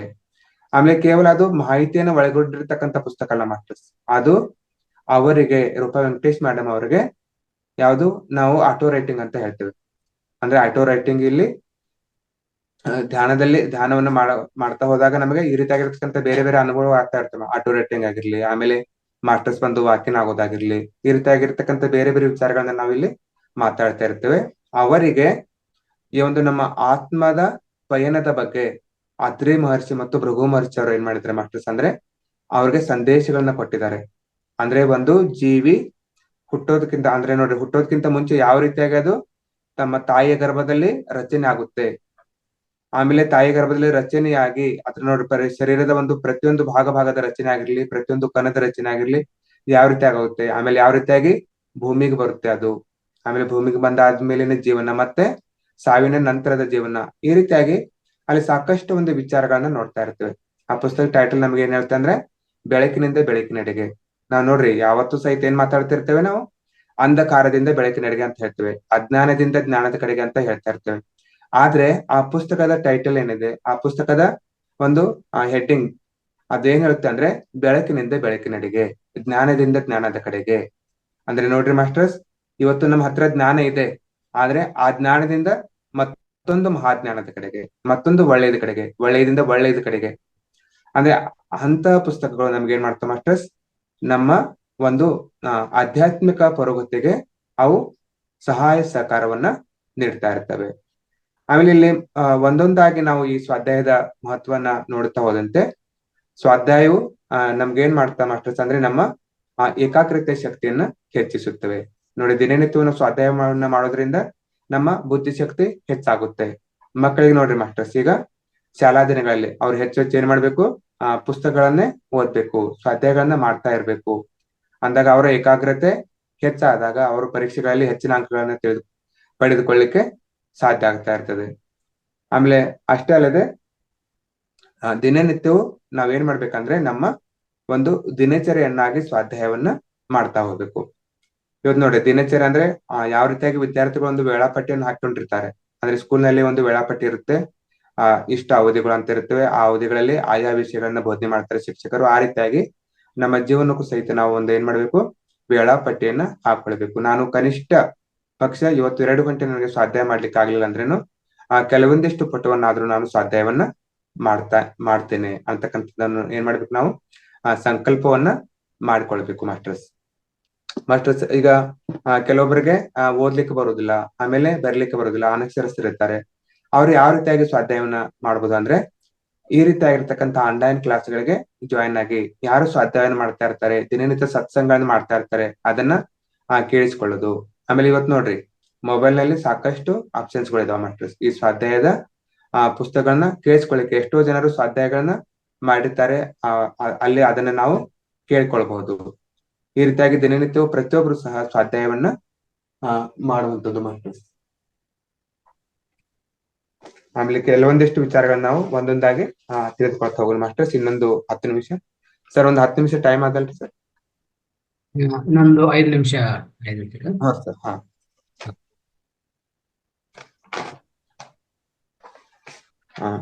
ಕೆಲವೊಂದಿಷ್ಟು ವಿಚಾರಗಳನ್ನ ಸಂಕ್ಷಿಪ್ತವಾಗಿ ತಿಳಿದುಕೊಳ್ಳೋಣ ಮಾಸ್ಟರ್ಸ್. ಇಲ್ಲಿ ಯಶಸ್ವಿ ವ್ಯಕ್ತಿಗಳು ದಿನನಿತ್ಯ ಸ್ವಾಧ್ಯಾಯ ಮಾಡುತ್ತಾರೆ. ನೋಡ್ರಿ ಮಾಸ್ಟರ್, ಜೀವನದಲ್ಲಿ ಇವತ್ತು ನಾವು ಅನೇಕ ಯಶಸ್ವಿ ವ್ಯಕ್ತಿಗಳನ್ನ ನೋಡ್ತಾ ಇರ್ತೇವೆ.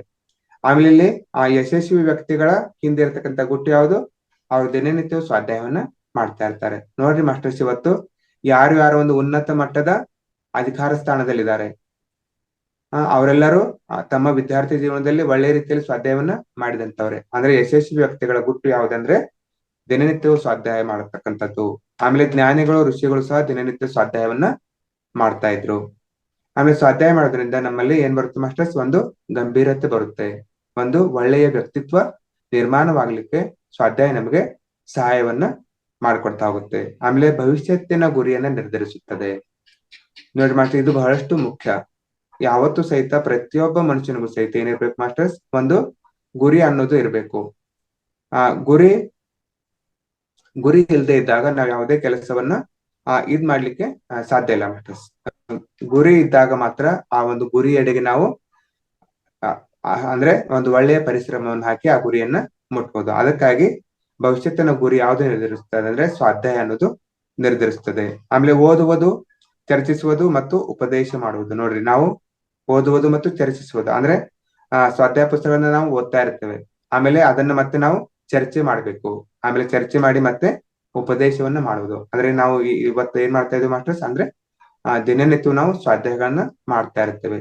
ಆಮೇಲೆ ಚರ್ಚೆ ಮಾಡೋದ್ರಿಂದ ಅದ್ರ ಒಳಗೆ ಅಡಗಿರ್ತಕ್ಕಂಥ ಜ್ಞಾನ ನಮ್ಗೆ ಗೊತ್ತಾಗುತ್ತೆ ಮಾಸ್ಟರ್ಸ್. ಆಮೇಲೆ ತನ್ನನ್ನು ತಾನು ಅಭ್ಯಾಸ ಮಾಡೋದು. ಈಗಾಗಲೇ ನಾನು ಹೇಳಿದಂತೆ ಸ್ವಯಂ ಅವಲೋಕನ ಮಾಡಿಕೊಳ್ಳುವುದು, ಸ್ವಯಂ ಮೌಲ್ಯಮಾಪನ ಮಾಡಿಕೊಳ್ಳೋದು. ಆಮೇಲೆ ಗ್ರಂಥಗಳನ್ನ ನಿರ್ದೋಷ ರೀತಿಯಲ್ಲಿ ಓದೋದು. ನೋಡ್ರಿ, ಗ್ರಂಥಗಳನ್ನ ನಿರ್ದೋಷ ರೀತಿಯಲ್ಲಿ ಆದ್ರೆ ನಮ್ಮ ಉಚ್ಚಾರಣೆ ಸ್ಪಷ್ಟವಾಗಿರ್ಬೇಕು. ನಿರ್ದೋಷ ರೀತಿಯಲ್ಲಿ ಗ್ರಂಥಗಳನ್ನ ಓದಿದಾಗ ಅಥವಾ ಶ್ಲೋಕಗಳನ್ನ ನಿರ್ದೋಷ ರೀತಿಯಲ್ಲಿ ನಾವು ಶ್ಲೋಕಗಳನ್ನ ಮಂತ್ರಗಳನ್ನ ಅಂದಾಗ ಮಾತ್ರ ಅದರಲ್ಲಿನ ಶಕ್ತಿ ಏನಾಗುತ್ತೆ ಮಾಸ್ಟರ್ಸ್, ನಾವು ಆ ಶಕ್ತಿಯನ್ನು ಪಡೆಯಬಹುದು. ಅದಕ್ಕಾಗಿನೇ ಮಂತ್ರಗಳ ಒಂದು ಸರಿಯಾದಂತ ಉಚ್ಚಾರಣೆಗೆ ಬಹಳಷ್ಟು ಮಹತ್ವನ್ನ ಕೊಟ್ಟಿದ್ದಾರೆ ಮಾಸ್ಟರ್ಸ್. ಆಮೇಲೆ ಅನೇಕ ಪ್ರಶ್ನೆಗಳಿಗೆ ನೋಡ್ರಿ, ಮನಸ್ಸಿನಲ್ಲಿ ಉದ್ಭವಿಸ್ತಕ್ಕಂಥ ಅನೇಕ ಪ್ರಶ್ನೆಗಳಿಗೆ ಉತ್ತರವಾಗಿ ನಮಗೆ ಸ್ವಾಧ್ಯಾಯ ಪುಸ್ತಕಗಳು ಸಹಾಯವನ್ನ ಮಾಡ್ತಾ ಇರುತ್ತೆ ಮಾಸ್ಟರ್. ನೋಡ್ರಿ, ಪ್ರತಿಯೊಂದು ಪ್ರಶ್ನೆಗೂ ಉತ್ತರ ಇದ್ದೇ ಇರುತ್ತೆ. ಆ ರೀತಿಯಾಗಿ ನಮ್ಮ ಮನಸ್ಸಿನಲ್ಲಿ ಅನೇಕ ಪ್ರಶ್ನೆಗಳು ಇರ್ತವೆ. ಆ ಪ್ರಶ್ನೆಗಳಿಗೆ ಸ್ವಾಧ್ಯಾಯದಲ್ಲಿನ ಒಂದೊಂದು ವಿಚಾರಗಳು ನಮಗೆ ಉತ್ತರವಾಗಿ ಬರ್ತಾ ಇರ್ತವೆ. ಆಮೇಲೆ ಬುದ್ಧಿ ಪರೀಕ್ಷೆಗೆ ಪ್ರಶ್ನೆ ಕೇಳುವುದು ತಪ್ಪುತ್ತದೆ. ಕೆಲವೊಬ್ರು ಜನ ಏನ್ ಮಾಡ್ತಾರೆ ಮಾಸ್ಟರ್ಸ್, ಬಹಳಷ್ಟು ಓದಿರ್ತಾರೆ, ಆಮೇಲೆ ಅವ್ರಲ್ಲಿ ಏನ್ ಬರುತ್ತೆ ಮಾಸ್ಟರ್ಸ್, ಬಹಳಷ್ಟು ಓದಿ ಅಹಂಕಾರ ಅನ್ನೋದು ಬಂದಿರ್ತದೆ. ಆಮೇಲೆ ಅವ್ರ ಏನ್ ಮಾಡ್ತಾರೆ ಅಂದ್ರೆ ನಾನು ಎಲ್ಲಾ ತಿಳ್ಕೊಂಡಿದ್ದೇನೆ, ಆಮೇಲೆ ಮುಂದಿನವ್ರಿಗೆ ಏನೂ ತಿಳಿದಿಲ್ಲ ಅಂತ ಅವ್ರ ಬುದ್ಧಿ ಪರೀಕ್ಷೆಗಾಗಿ ಆ ಪ್ರಶ್ನೆಯನ್ನು ಕೇಳ್ತಾ ಇರ್ತಾರೆ, ತಿಳಿದು ತಿಳಿದು ಪ್ರಶ್ನೆಯನ್ನು ಕೇಳ್ತಾ ಇರ್ತಾರೆ. ಆದ್ರೆ ಆ ರೀತಿಯಾಗಿರ್ತಕ್ಕಂಥ ಪ್ರಶ್ನೆಗಳನ್ನ ಮಾಡಬಾರ್ದು. ಬುದ್ಧಿ ಪರೀಕ್ಷೆಗಾಗಿ ಯಾವತ್ತೂ ಸಹಿತ ಪ್ರಶ್ನೆಗಳನ್ನ ಮಾಡಬಾರ್ದು ಅಂತ ಹೇಳ್ತಾರೆ ಮಾಸ್ಟರ್. ಆಮೇಲೆ ಧರ್ಮೋಪದೇಶ ತಮ್ಮ ಕೀರ್ತಿಗಾಗಿ ಅಲ್ಲ, ಬೇರೆಯವರ ಸಂದೇಶವನ್ನು ದೂರ ಮಾಡಲು ಉಪದೇಶ ಮಾಡೋದು. ನೋಡ್ರಿ, ಇಲ್ಲಿ ಉಪದೇಶ ಮಾಡೋದು ಅಂದ್ರೆ ತಮ್ಮ ಕೀರ್ತಿಗಾಗಿ ಅಲ್ಲ. ಧರ್ಮೋಪದೇಶ ಯಾಕೆ ಮಾಡ್ತಾರೆ ಅಂದ್ರೆ ತಮ್ಮ ಕೀರ್ತಿ ಬೆಳೆಯಲಿ ಅಂತಲ್ಲ ಮಾಸ್ಟರ್ಸ್, ಬೇರೆಯವರ ಒಂದು ಸಂದೇಶ ದೂರವಾಗಲಿ ಅನ್ನೋ ಉದ್ದೇಶದಿಂದ ಧರ್ಮೋಪದೇಶವನ್ನ ಮಾಡಿರ್ತಾರೆ. ಆಮೇಲೆ ಎಲ್ಲಾ ತಪಸ್ಸುಗಳಲ್ಲಿ ಸ್ವಾಧ್ಯಾಯ ಶ್ರೇಷ್ಠವಾದದ್ದು. ನೋಡಿ, ತಪಸ್ಸು, ಆ ಎಲ್ಲಾ ತಪಸ್ಸುಗಳಲ್ಲಿ ಸ್ವಾಧ್ಯಾಯ ತಪಸ್ಸು, ಸ್ವಾಧ್ಯಾಯ ಯೋಗ ಬಹಳಷ್ಟು ಶ್ರೇಷ್ಠವಾದದ್ದು. ಇದು ಮೋಕ್ಷ ಮಾರ್ಗಕ್ಕೆ ಕರೆದುಕೊಂಡು ಹೋಗ್ತದೆ. ನೋಡ್ರಿ, ಮೋಕ್ಷ ಮತ್ತು ಮುಕ್ತಿ ಬಗ್ಗೆ ಮಾತಾಡ್ತಾ ಇರ್ತೇವೆ. ಈ ಜೀವನ್ ಮರಣದ ಚಕ್ರಗಳಿಂದ ಬಿಡುಗಡೆ ಆಗೋದೇ ಮೋಕ್ಷ ಅಥವಾ ಮುಕ್ತಿ ಅಂತ ಹೇಳ್ತೇವೆ. ಆ ಒಂದು ಮೋಕ್ಷ ಮಾರ್ಗಕ್ಕೆ ಸ್ವಾಧ್ಯಾಯ ನಮ್ಮನ್ನು ಕರೆದುಕೊಂಡು ಹೋಗ್ತಿದೆ ಅಂತ ಹೇಳ್ತಾರೆ. ಆಮೇಲೆ ಇಲ್ಲಿ ಪ್ರತಿ ಕ್ಷಣನು ನಾವೇನ್ ಮಾಡ್ಬೇಕು, ಆ ಸ್ವಾಧ್ಯಾಯ ಮಾಡಿದ್ದನ್ನ ಮನನ ಮಾಡಿಕೊಳ್ಬೇಕು ಮಾಸ್ಟರ್ಸ್. ಪ್ರತಿ ಕ್ಷಣನು ನಾವು ಸ್ವಾಧ್ಯಾಯ ಮಾಡಿದ್ದನ್ನ ಮನನ ಮಾಡಿಕೊಂಡು ಅದನ್ನ ನಾವು ನಮ್ಮ ಜೀವನದಲ್ಲಿ ಅಳವಡಿಸ್ಕೊಳ್ಬೇಕು. ಯಾವುದೇ ವಿಚಾರವಾಗಿರ್ಲಿ. ಇವತ್ತು ನಾವು ಸತ್ಸಂಗವನ್ನು ಕೇಳ್ತಾ ಇದೀವಿ ಅಂದ್ರೆ ಆ ಸತ್ಸಂಗದಲ್ಲಿನ ಕೆಲವೊಂದಿಷ್ಟಾದ್ರೂ ವಿಚಾರಗಳನ್ನ ನಾವು ಜೀವನದಲ್ಲಿ ಅಳವಡಿಸ್ಕೊಳ್ಬೇಕು. ಅಂದಾಗ ಮಾತ್ರ ಏನಾಗುತ್ತೆ ಮಾಸ್ಟರ್ಸ್, ನಾವು ಈ ಆಧ್ಯಾತ್ಮಿಕ ಹಂತದಲ್ಲಿ ಮುಂದುವರಲಿಕ್ಕೆ ಸಾಧ್ಯವಾಗುತ್ತದೆ.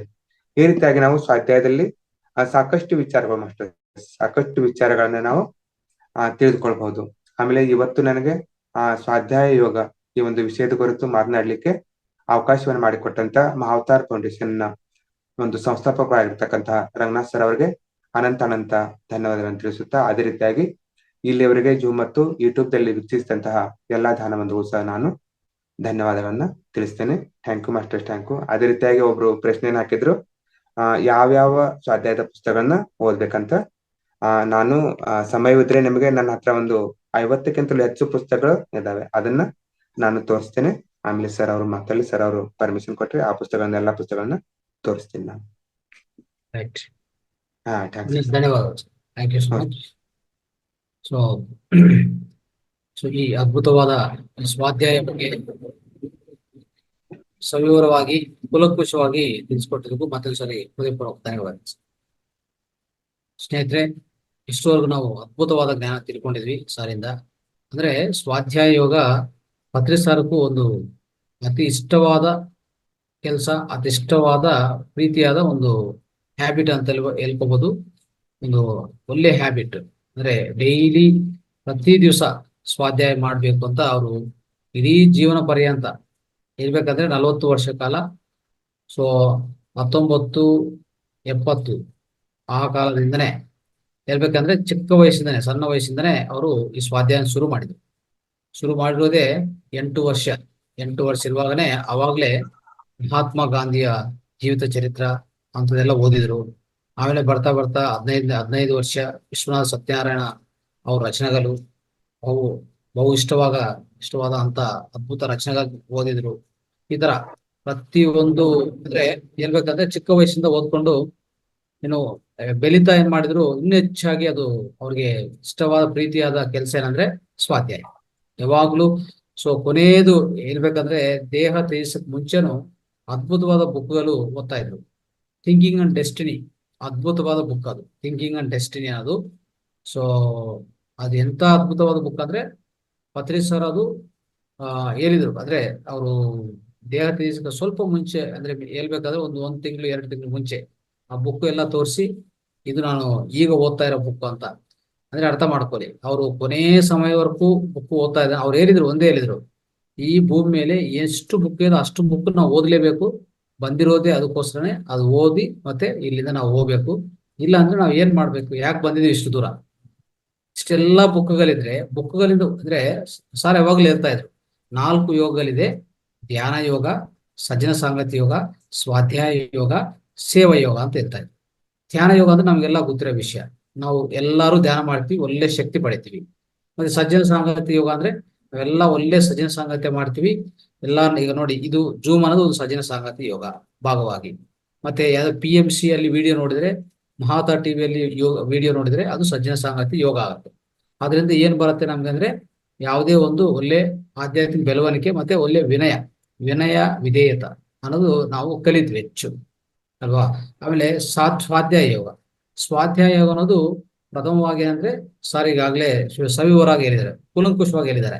ಸ್ವಾಧ್ಯಾಯ ಹೆಚ್ಚು ಮಾಡುವಾಗ ಏನಾಗುತ್ತೆ, ನಮ್ಗೆ ಜ್ಞಾನ ಹೆಚ್ಚಾಗ್ತಾ ಹೋಗ್ತದೆ. ನಮ್ಮ ಒಳಗಡೆ ಇರುವಂತ ಜ್ಞಾನ ಅನ್ನೋದು ಹೆಚ್ಚಾಗ್ತಾ ಹೋಗ್ತದೆ. ಜ್ಞಾನ ಬೇಕಲ್ಲ, ಪ್ರತಿ ಶಕ್ತಿ ಬೇಕು, ವಿನಯ ಬೇಕು. ಆಧ್ಯಾತ್ಮಿಕ ಮಾರ್ಗದಲ್ಲಿ ಶಕ್ತಿ ಬೇಕು, ವಿನಯ ಬೇಕು, ಆ ಜೊತೆಗೆ ಜ್ಞಾನನೂ ಬೇಕು. ಹೆಚ್ಚು ಜ್ಞಾನ ಬೇಕಾಗತ್ತೆ. ಯಾವುದೇ ಆ ಜ್ಞಾನ ಇದ್ರೆ ಯಾವುದೇ ಸಂದೇಹಗಳನ್ನು ನಾವು ತೀರ್ಸ್ಕೋಬಹುದು. ವೇಗವಂತವಾಗಿ ನಮ್ಮ ಆಧ್ಯಾತ್ಮಿಕ ಆಧ್ಯಾತ್ಮಿಕ ಪುರೋಗತಿ ವೇಗವಂತವಾಗತ್ತೆ, ಅತಿ ವೇಗವಂತವಾಗಿ ಆಗತ್ತೆ. ಕೊನೆಯದಾಗಿ ಸೇವಾ ಯೋಗ. ಸಾರ್ ಹೇಳ್ತಾ ಇದ್ರು, ನಿಮ್ಗೆ ಧ್ಯಾನ ಗೊತ್ತು, ಸ್ವಾಧ್ಯಾಯ ಮಾಡಿದ್ರಿ, ಒಳ್ಳೆ ಜ್ಞಾನ ಒಳ್ಳೆ ಜ್ಞಾನ ಇದೆ, ಒಳ್ಳೆ ಶಕ್ತಿ ಇದೆ. ಆದ್ರೆ ಈಗ ಬೇರೆಯವರು ಹಂಚ್ಕೋಬೇಕು. ಪ್ರತಿಯೊಬ್ಬರಿಗೆ ನಿಮ್ಮ ದೇಹ ಇರೋದೇ ಇನ್ನೊಬ್ಬರಿಗೆ ಸಹಾಯ ಮಾಡಕ್ಕೆ. ಅಂದ್ರೆ ನಿಮ್ಮ ದೇಹದಿಂದ ಏನ್ ಸಹಾಯ ಮಾಡಬಹುದು ಅದು. ಈಗ ಮರ ಇದೆ, ಮರ ಎಲ್ಲಾ ಇಡೀ ಲೋಕಕ್ಕೆ ಸಹಾಯ ಮಾಡ್ತಾ ಇರ್ತದೆ. ಹಣ್ಣುಗಳು ಕೊಡತ್ತೆ, ಒಂದು ನೆರಳು ಕೊಡತ್ತೆ. ಅದ್ರ ಮೇಲೆ ಎಷ್ಟೋ ಪಕ್ಷಿಗಳು ಈಗಾಗಲೇ ನಿವಾಸ ಮಾಡ್ತಾ ಇರ್ತದೆ. ಇದೆಲ್ಲ ಅದಿರೋದೇ ಇನ್ನೊಬ್ರಿಗೆ ಸೇವೆ ಮಾಡಕ್ಕೆ. ಮತ್ತೆ ನಾವಿರೋದು ಯಾಕೆ? ದುಡ್ಡು ಸಂಪಾದನೆ ಮಾಡಕ್ಕ. ಇಲ್ಲಿ ಬಂದಿರೋದು ಮತ್ತೆ ಮಕ್ಕಳನ್ನ ಬೆಳೆಸೋದು. ನಮ್ಮ ಮಕ್ಕಳು ಮಾತ್ರ ಇಂಪಾರ್ಟೆಂಟ್, ಪಕ್ಕದ ಮನೆ ಇನ್ನೊಬ್ರು ಮಕ್ಕಳು ಇಂಪಾರ್ಟೆಂಟ್ ಅಲ್ಲ ನಮ್ಗೆ. ಪ್ರತಿಯೊಂದು ಸ್ವಾರ್ಥ. ಅಂದ್ರೆ ಮಾನವನಿಗೆ ಕೊಟ್ಟಿರೋದೇ ಈ ಜೀವನ ಇನ್ನೊಬ್ರಿಗೆ ಸಹಾಯವಾಗಿ ಇರಕ್ಕೇನೆ ಕೊಟ್ಟಿರೋದು. ಹೇಳ್ಬೇಕಂದ್ರೆ ನಾವು ಸಹಾಯವಾಗಿ ಇನ್ನೊಬ್ರಿಗೆ ಸಹಾಯ ಮಾಡ್ಬೇಕಾಗತ್ತೆ. ಅದೇ ಸೇವಾದಲ್ಲಿ ಭಾಗ, ಸೇವಾ ಯೋಗ ಅಂತ ಇರ್ತದೆ. ಸೇವೆ ಮಾಡಿದ ಏನ್ ಬರುತ್ತೆ ಸ್ನೇಹಿತರೆ? ಮೋಕ್ಷ ಬರುತ್ತೆ. ನೋಡಿ, 4 ಯೋಗಗಳಲ್ಲಿ ಸೇವಾ ಯೋಗದಿಂದ ಮೋಕ್ಷ ಹೊಂದಕ್ಕೆ. ಮೋಕ್ಷ ಹೊಂದಕ್ಕೆ ಒಂದೇ ಮಾರ್ಗ.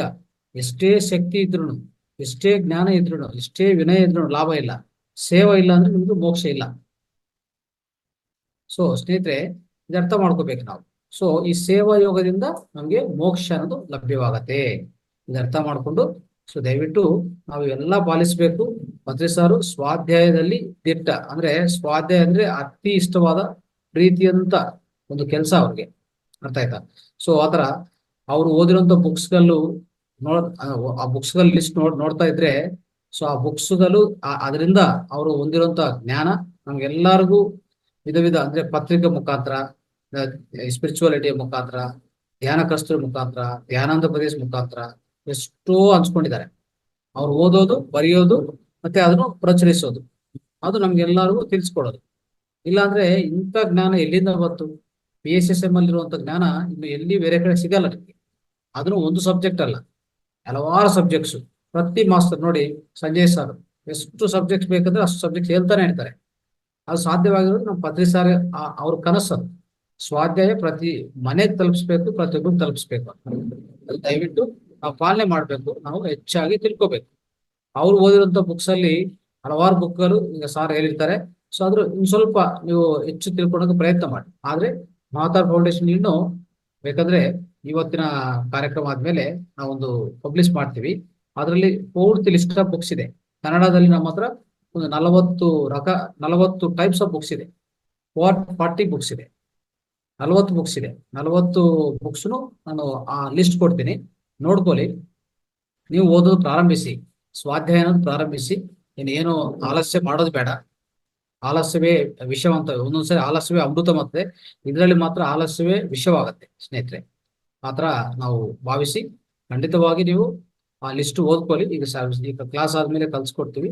ಸ್ವಾಧ್ಯಾಯದಲ್ಲಿ ಪ್ರಥಮ ಭಾಗವಾಗಿ ಅದಕ್ಕೂ ಪ್ರಾಧಾನ್ಯತೆ ಕೊಡಿ. ಅತ್ಯದ್ಭುತವಾದ ಆ ಪ್ರಾಧಾನ್ಯತೆ ನಿಮ್ಮ ಜೀವನದಲ್ಲಿ ಕೊಡಿ.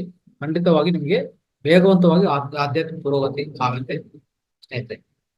Thank you sir, thank you so much. ಈಗ ಯಾವುದೇ ಪ್ರಶ್ನೆಗಳಿದ್ರೆ ನಿಮ್ಮ ಸ್ನೇಹಿತರ ಹತ್ರ ಕೇಳಿಸ್ಕೊಳ್ಳಿ ಸರ್. ಸ್ನೇಹಿತರೆ, ಯಾವುದೇ ಪ್ರಶ್ನೋತ್ತರ ದಯವಿಟ್ಟು ಒಂದು 4-5 ನಿಮಿಷ, 5 ನಿಮಿಷ ಕಾಲ ಸರ್ ಜೊತೆಗೆ ಪ್ರಶ್ನೋತ್ತರ ನಡೆಸಿಕೊಂಡು ಆಮೇಲೆ ಈ ಕಾರ್ಯಕ್ರಮ ಮುಕ್ತಾಯ ಮಾಡಿ. ಇವತ್ತು ಅದ್ಭುತವಾದ ಕಾರ್ಯಕ್ರಮ, ತುಂಬಾ ಅದ್ಭುತವಾಗಿದೆ. ರೈಟ್, ಡೈರೆಕ್ಟ್ ನೀವು ಅನ್ಮ್ಯೂಟ್ ಮಾಡ್ಕೊಳ್ಳಿ. ಈಗ ಎಲ್ಲರಿಗೂ ಅನ್ಮ್ಯೂಟ್ ಆಪ್ಷನ್ ಕೊಟ್ಟಿದ್ವಿ. ನಿಮ್ಮ ಅನುಭವ ಹಂಚ್ಕೊಳ್ಳಿ ಕ್ಲಾಸ್ ಬಗ್ಗೆ. ಇಲ್ಲಾಂದ್ರೆ ನಿಮ್ಗೆ ಯಾವುದೇ ಪ್ರಶ್ನೆ ಇದ್ರೆ ಕೇಳಿ. ಪ್ರತಿಯೊಬ್ಬರು ಯಾವಾಗ ಈ ಅವಕಾಶ ಕೊಡ್ತೀವೋ ಪ್ರತಿಯೊಬ್ಬರು ಮಾತಾಡೋಕೆ ಪ್ರಯತ್ನ ಮಾಡಿ. ಮಾತಾಡೋಕೆ ಕಲ್ಸ್ಕೊಡೋದು ತುಂಬಾ ಉತ್ತಮ ವಿಷಯ. ಅದು ಸಜ್ಜನ ಸಾಂಗತ್ಯದಲ್ಲಿ ಭಾಗ. ಅದು ದಯವಿಟ್ಟು ಮಾತಾಡಿ, ಅನ್ಮ್ಯೂಟ್ ಮಾಡ್ಕೊಳ್ಳಿ, ಮಾತಾಡಿ. ಈಗ 20 ಮಾಸ್ಟರ್ಸ್ ಇದ್ದಾರೆ. ಇದರಲ್ಲಿ ಅಟ್ಲೀಸ್ಟ್ 4-5 ಮಾಸ್ಟರ್ಸ್ ಮಾತಾಡೋ ಪ್ರಯತ್ನ ಮಾಡಿ.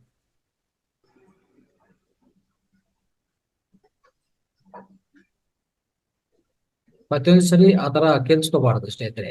ನಾವು ಸಿದ್ಧವಾಗಿರ್ಬೇಕು, ಮಾತಾಡಕ್ ಸಿದ್ಧವಾಗಿರ್ಬೇಕು. ನೋಡಿ ಸರ್, ಇಷ್ಟುವರೆಗೂ ಮಾತಾಡಿದರೆ ಎಲ್ಲ ಪೂರ್ತಿ ಕೂಲಂಕುಷವಾಗಿ ಹೇಳ್ಕೊಟ್ಟಿದ್ದಾರೆ ನಮ್ಗೋಸ್ಕರ. ನಾವೆಲ್ಲ ತಿಳ್ಕೊಂಡಿದೀವಿ, ಅಜ್ಞಾನ ಪಟ್ಟಿದೀವಿ. ಅದೇ ತರ ನೀವು ಮಾತಾಡಿ, ಏನೋ ಒಂದು ನಿಮ್ಮ ಅಭಿಪ್ರಾಯ ಹೇಳಿ, ನಿಮ್ಮ ಅನುಭವ ಹಂಚ್ಕೊಳ್ಳಿ, ಇಲ್ಲಾಂದ್ರೆ ಪ್ರಶ್ನೆ ಕೇಳಿ. ರೈಟ್. ಆಂಟೋನಿ ಆಂಟೋನಿ ಮಾತಾಡಿದ್ರು. ಆಂಟೋನಿ ಅವರ ಮಾತಾಡಿ. ಅರುಣಾರಾವ್, ಹೇಮಲತಾ, ಜಯಮ್ಮ, ಮಂಜುಳಾ. ಹಾಗೆ ಕುತ್ಕೋಬಾರ್ದು, ಮಾತಾಡಿದ ಮೇಲೆ ಮಾತಾಡ್ಬೇಕು. ಎಷ್ಟು ಒಂದ್ 2 ಮಾತುಗಳು ಮಾತಾಡಿ, ಏನಾಗುತ್ತೆ?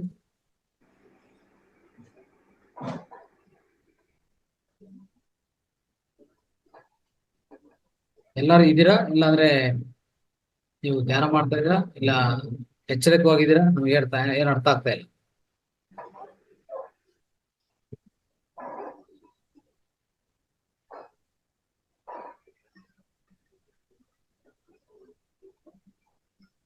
ಪ್ರಮೀಳಾ ಸ್ವಾಮಿ, ಪಲ್ಲವಿ ತಾನು ಮಾತಾಡಿ. ಶಿಲ್ಪಾ ಕಾರ್ತಿಕ್ ಮಾತಾಡಿ. ಶಿವಮೂರ್ತಿ ಮಾತಾಡಿ. ನಮಸ್ತೆ ಗುರುಗಳೇ. ತುಂಬಾ ಚೆನ್ನಾಗಿತ್ತು ಪ್ರತಿಯೊಂದು. ಇವತ್ತಿನ ಅಧ್ಯಾಯ ಚೆನ್ನಾಗಿ ಕಲಿಸಿಕೊಟ್ಟಿದ್ದಾರೆ. ತುಂಬಾ ಸಂತೋಷ ಆಯ್ತು. ಧನ್ಯವಾದಗಳು. ಒಂದು ಮಾತು, 2 ಮಾತು ಸಾಕು ಮೇಡಮ್. ಕ್ಲಾಪ್ಸ್. ರಾಜಶ್ರೀ.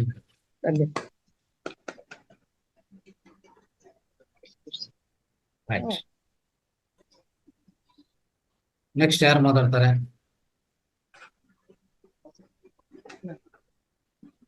ಸರ್, ಹಾಗೂ ಅವರದು ಮೊನ್ನೆ ಕವನ ತುಂಬಾ ಚೆನ್ನಾಗಿತ್ತು.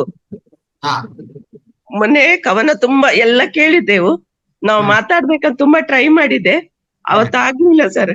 ಪತ್ರಿಜಿ ಬಗ್ಗೆ ಅವ್ರ ಕವನ ಬರ್ತಿದ್ರಲ್ವಾ, ತುಂಬಾ ಚೆನ್ನಾಗಿತ್ತು ಸರ್.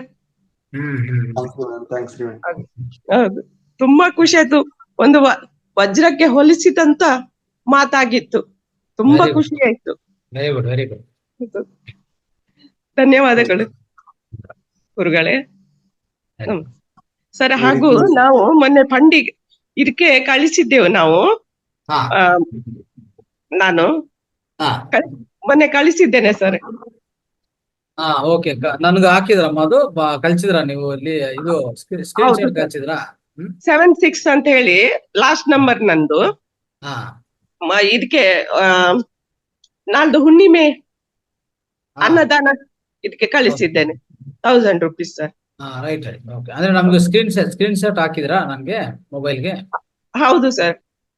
ರೈಟ್. ಓಕೆ, ಅದು ನಾನು ಕಳ್ಸಿರ್ತೀನಿ. ನೀವು ಕಳ್ಸಿದ್ರೆ ನಾನು ಫಾರ್ವರ್ಡ್ ಮಾಡಿರ್ತೀನಿ ಈಗಾಗಲೇ. ಆಯ್ತು ರೈಟ್ ಸರ್, ಧನ್ಯವಾದಗಳು. ಯಾಕಂದ್ರೆ ಮೊದಲು ನಾವು ಸಹಿತ ಇದೇ ರೀತಿ ಹ್ಯಾಂಡ್ ರೈಸ್ ಮಾಡ್ಲಿಕ್ಕೆ ಹೆದರಿಕೆ ಬರ್ತಾ ಇತ್ರಿ ಮೇಡಮ್. ಫಸ್ಟ್ ಕರೋನಾ ಸಮಯದಲ್ಲಿ ಇದು ಸ್ಟಾರ್ಟ್ ಆದಾಗ ಹ್ಯಾಂಡ್ ರೈಸ್ ಮಾಡಿ ಮಾತಾಡ್ಲಿಕ್ಕೇನೆ ನಡಕ್ತಾ ಇತ್ರಿ ನಾವು. ಅಷ್ಟು ಬರ್ತಾ ಇತ್ರಿ, ಭಯ ಆಗ್ತಾ ಇತ್ತು. ಅಂದ್ರೆ ಈಗ ಡೈಲಿ ಜಾಯ್ನ್ ಆಗಿ ಡೈಲಿ ಮಾತಾಡೋದ್ರಿಂದ, ಆಮೇಲೆ ಈ ರೀತಿಯಾಗಿ ರಘುನಾಥ್ ಸರ್ ಅಂತ ಸೀನಿಯರ್ ಮಾಸ್ಟರ್ಸ್ ಕೊಟ್ಟಿರೋದ್ರಿಂದನೇ ಕ್ಲಾಸ್ ಕೊಡ್ಲಿಕ್ಕೆ ಸಾಧ್ಯ ಆಗಿದೆ. ಇಲ್ಲಾದ್ರೆ ಅದಕ್ಕೆ ಸರ್ ಅವರು ಎಲ್ಲರಿಗೂ ಅವಕಾಶ ಕೊಡ್ತಾ ಇರ್ತಾರೆ. ಎಲ್ಲರೂ ರೆಡಿ ಆಗ್ಬೇಕ್ರಿ, ಎಲ್ಲರೂ ಮಾಸ್ಟರ್ ಆಗಿ ರೆಡಿ. ಅಷ್ಟು ಅದ್ಭುತವಾಗಿರ್ತಕ್ಕಂತ ಅವಕಾಶ ರಘುನಾಥ್ ಸರ್ ಅವ್ರು ಕೊಡ್ತಾ ಇದ್ದಾರೆ. ದಿನನಿತ್ಯ 4 ಕ್ಲಾಸ್. ಅದು ಸಾಮಾನ್ಯ ಅಲ್ರಿ ಮೇಡಮ್ ರೀ. ಮುಂಜಾನೆ ಮಾರ್ನಿಂಗ್ ದಿಂದ ಈ 12 ಗಂಟೆವರೆಗೆ, ಮತ್ತೆ ಮುಂಜಾನೆ ಸ್ಟಾರ್ಟ್ ಆಗುತ್ತೆ. ಸರ್ ಅವ್ರಿಗೆ ನಾವ್ ಎಷ್ಟು ತಿಳಿಸ್ತಿರೋದು ಕಡಿಮೆ. ಧನ್ಯವಾದಗಳು. ಮಕ್ಕಳಿಗೆ ಇರ್ತದೆ 3 ರಿಂದ 4 ಇರುತ್ತೆ, ಮತ್ತೆ ಈಗ ಇರ್ತಾರೆ. ಅದಕ್ಕೆ ಸರ್ ಅವ್ರಿಗೆ ನಾವು ಎಷ್ಟು ಥ್ಯಾಂಕ್ಸ್ ಹೇಳಿದ್ರು ಕಡಿಮೆ ಮೇಡಮ್.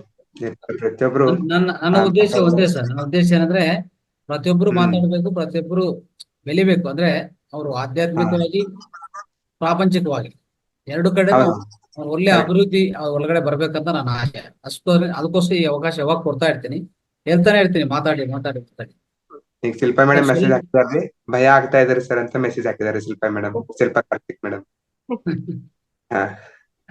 ಆಮೇಲೆ ಅರುಣಾರಾವ್ ಮೇಡಮ್ ಅವರು ಥ್ಯಾಂಕ್ಸ್ ಅಂತ ಹೇಳಿದಾರೆ. ಅರುಣಾ ಮೇಡಮ್ ಮಾತಾಡ್ರಿ ಮೇಡಮ್, ಒಂದ್ ಮಾತ್ ಮಾತಾಡ್ರಿ ಅಷ್ಟೇ, ಯಾಕಂದ್ರೆ ನಿಮ್ಗೂ ಪ್ರಾಕ್ಟೀಸ್ ಆಗುತ್ತೆ ರೀ. ಹೌದು. ವೆಂಕಟರಮಣ ಎಸ್, ಪ್ರತಿಯೊಂದು ಕ್ಲಾಸಲ್ಲಿ ನಾನು ಅವಕಾಶ ಯಾವಾಗ್ಲೂ ಹೇಳ್ತಾನೆ ಇದ್ದೀನಿ. ಹೌದು ಸರ್.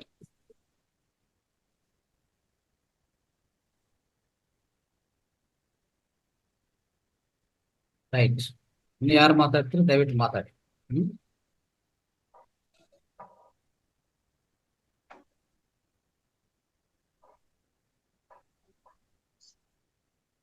ಸಮಯ ಇರೋದೇ ಸಾಧನಕ್ಕೆ, ಸಮಯವೇ ಸಾಧನ, ಸಹನವೇ ಪ್ರಗತಿ. ಸಮಯವೇ ಸಾಧನ, ಸಹನವೇ ಪ್ರಗತಿ. ಸ್ನೇಹಿತರೆ, ಅದಕ್ಕೋಸ್ಕರ ಸಮಯವನ್ನು ಯಾವಾಗಲೂ ಯೂಸ್ ಮಾಡ್ಕೋಬೇಕು, ಹೃದಯ ಮಾಡಬಾರ್ದು. ರೈಟ್. ಸರ್ ನಾನು ಒಂದು 2 ನಿಮಿಷದಲ್ಲಿ ನಾನು ಫಸ್ಟ್ ಬರ್ದದ್ ಕವನ ಹೇಳ್ತೀನಿ ಸರ್. ಅಂದ್ರೆ ಹೇಳಿ. ನನಗೆ ಎಲ್ಲಾ ಮಾಸ್ಟರ್ಸ್ ಆಗಿ ಅನ್ಸಿದ್ರು ಅಂದ್ರೆ ರೈಟ್.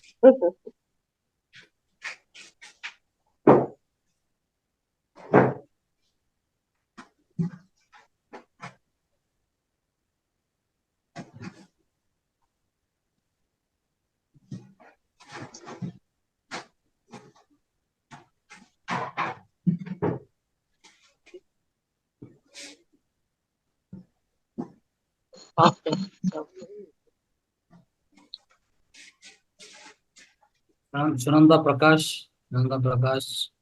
ಪ್ರಶಾಂತಿ, ವಾಣಿ, ವಿಜಯಲಕ್ಷ್ಮಿ.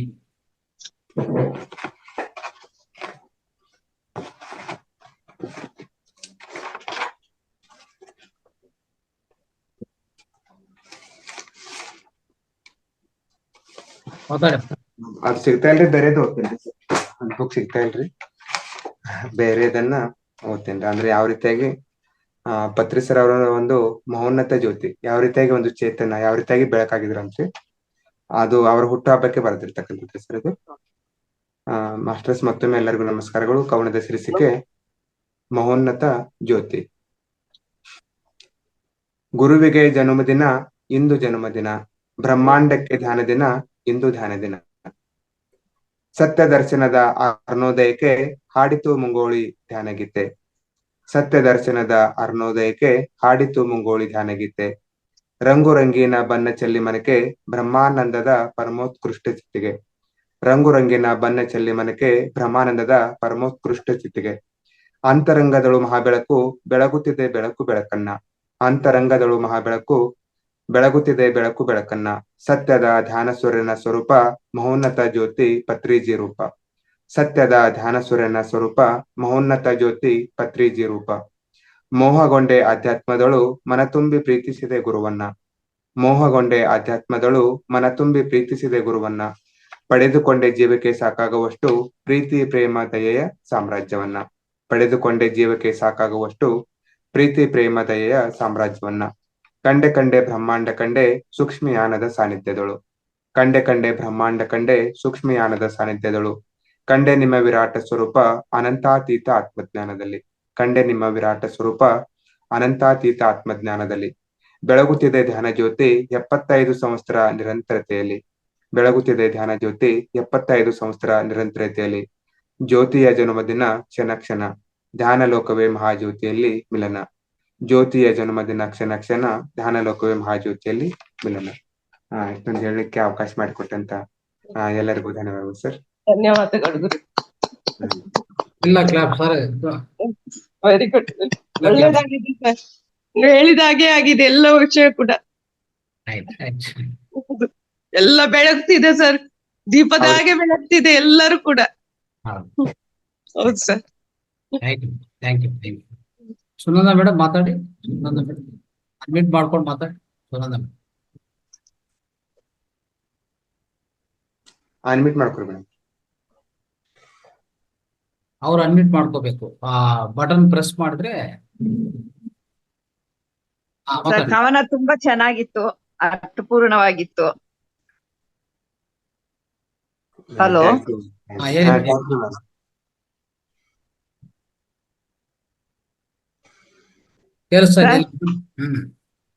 ತುಂಬಾ ಚೆನ್ನಾಗಿತ್ತು ಸರ್ ಕವನ. Okay, great. First class. ಹೌದು, ನಮ್ಮ ಲೈಫ್ಗೆ ಅದು ಕರೆಕ್ಟ್ ಆಗಿದೆ. ನೀವು ಹೇಳಿದ್ದೆಲ್ಲ ಅರ್ಥಪೂರ್ಣವಾಗಿತ್ತು. Okay, thank you sir. Thanks madam. Thank you.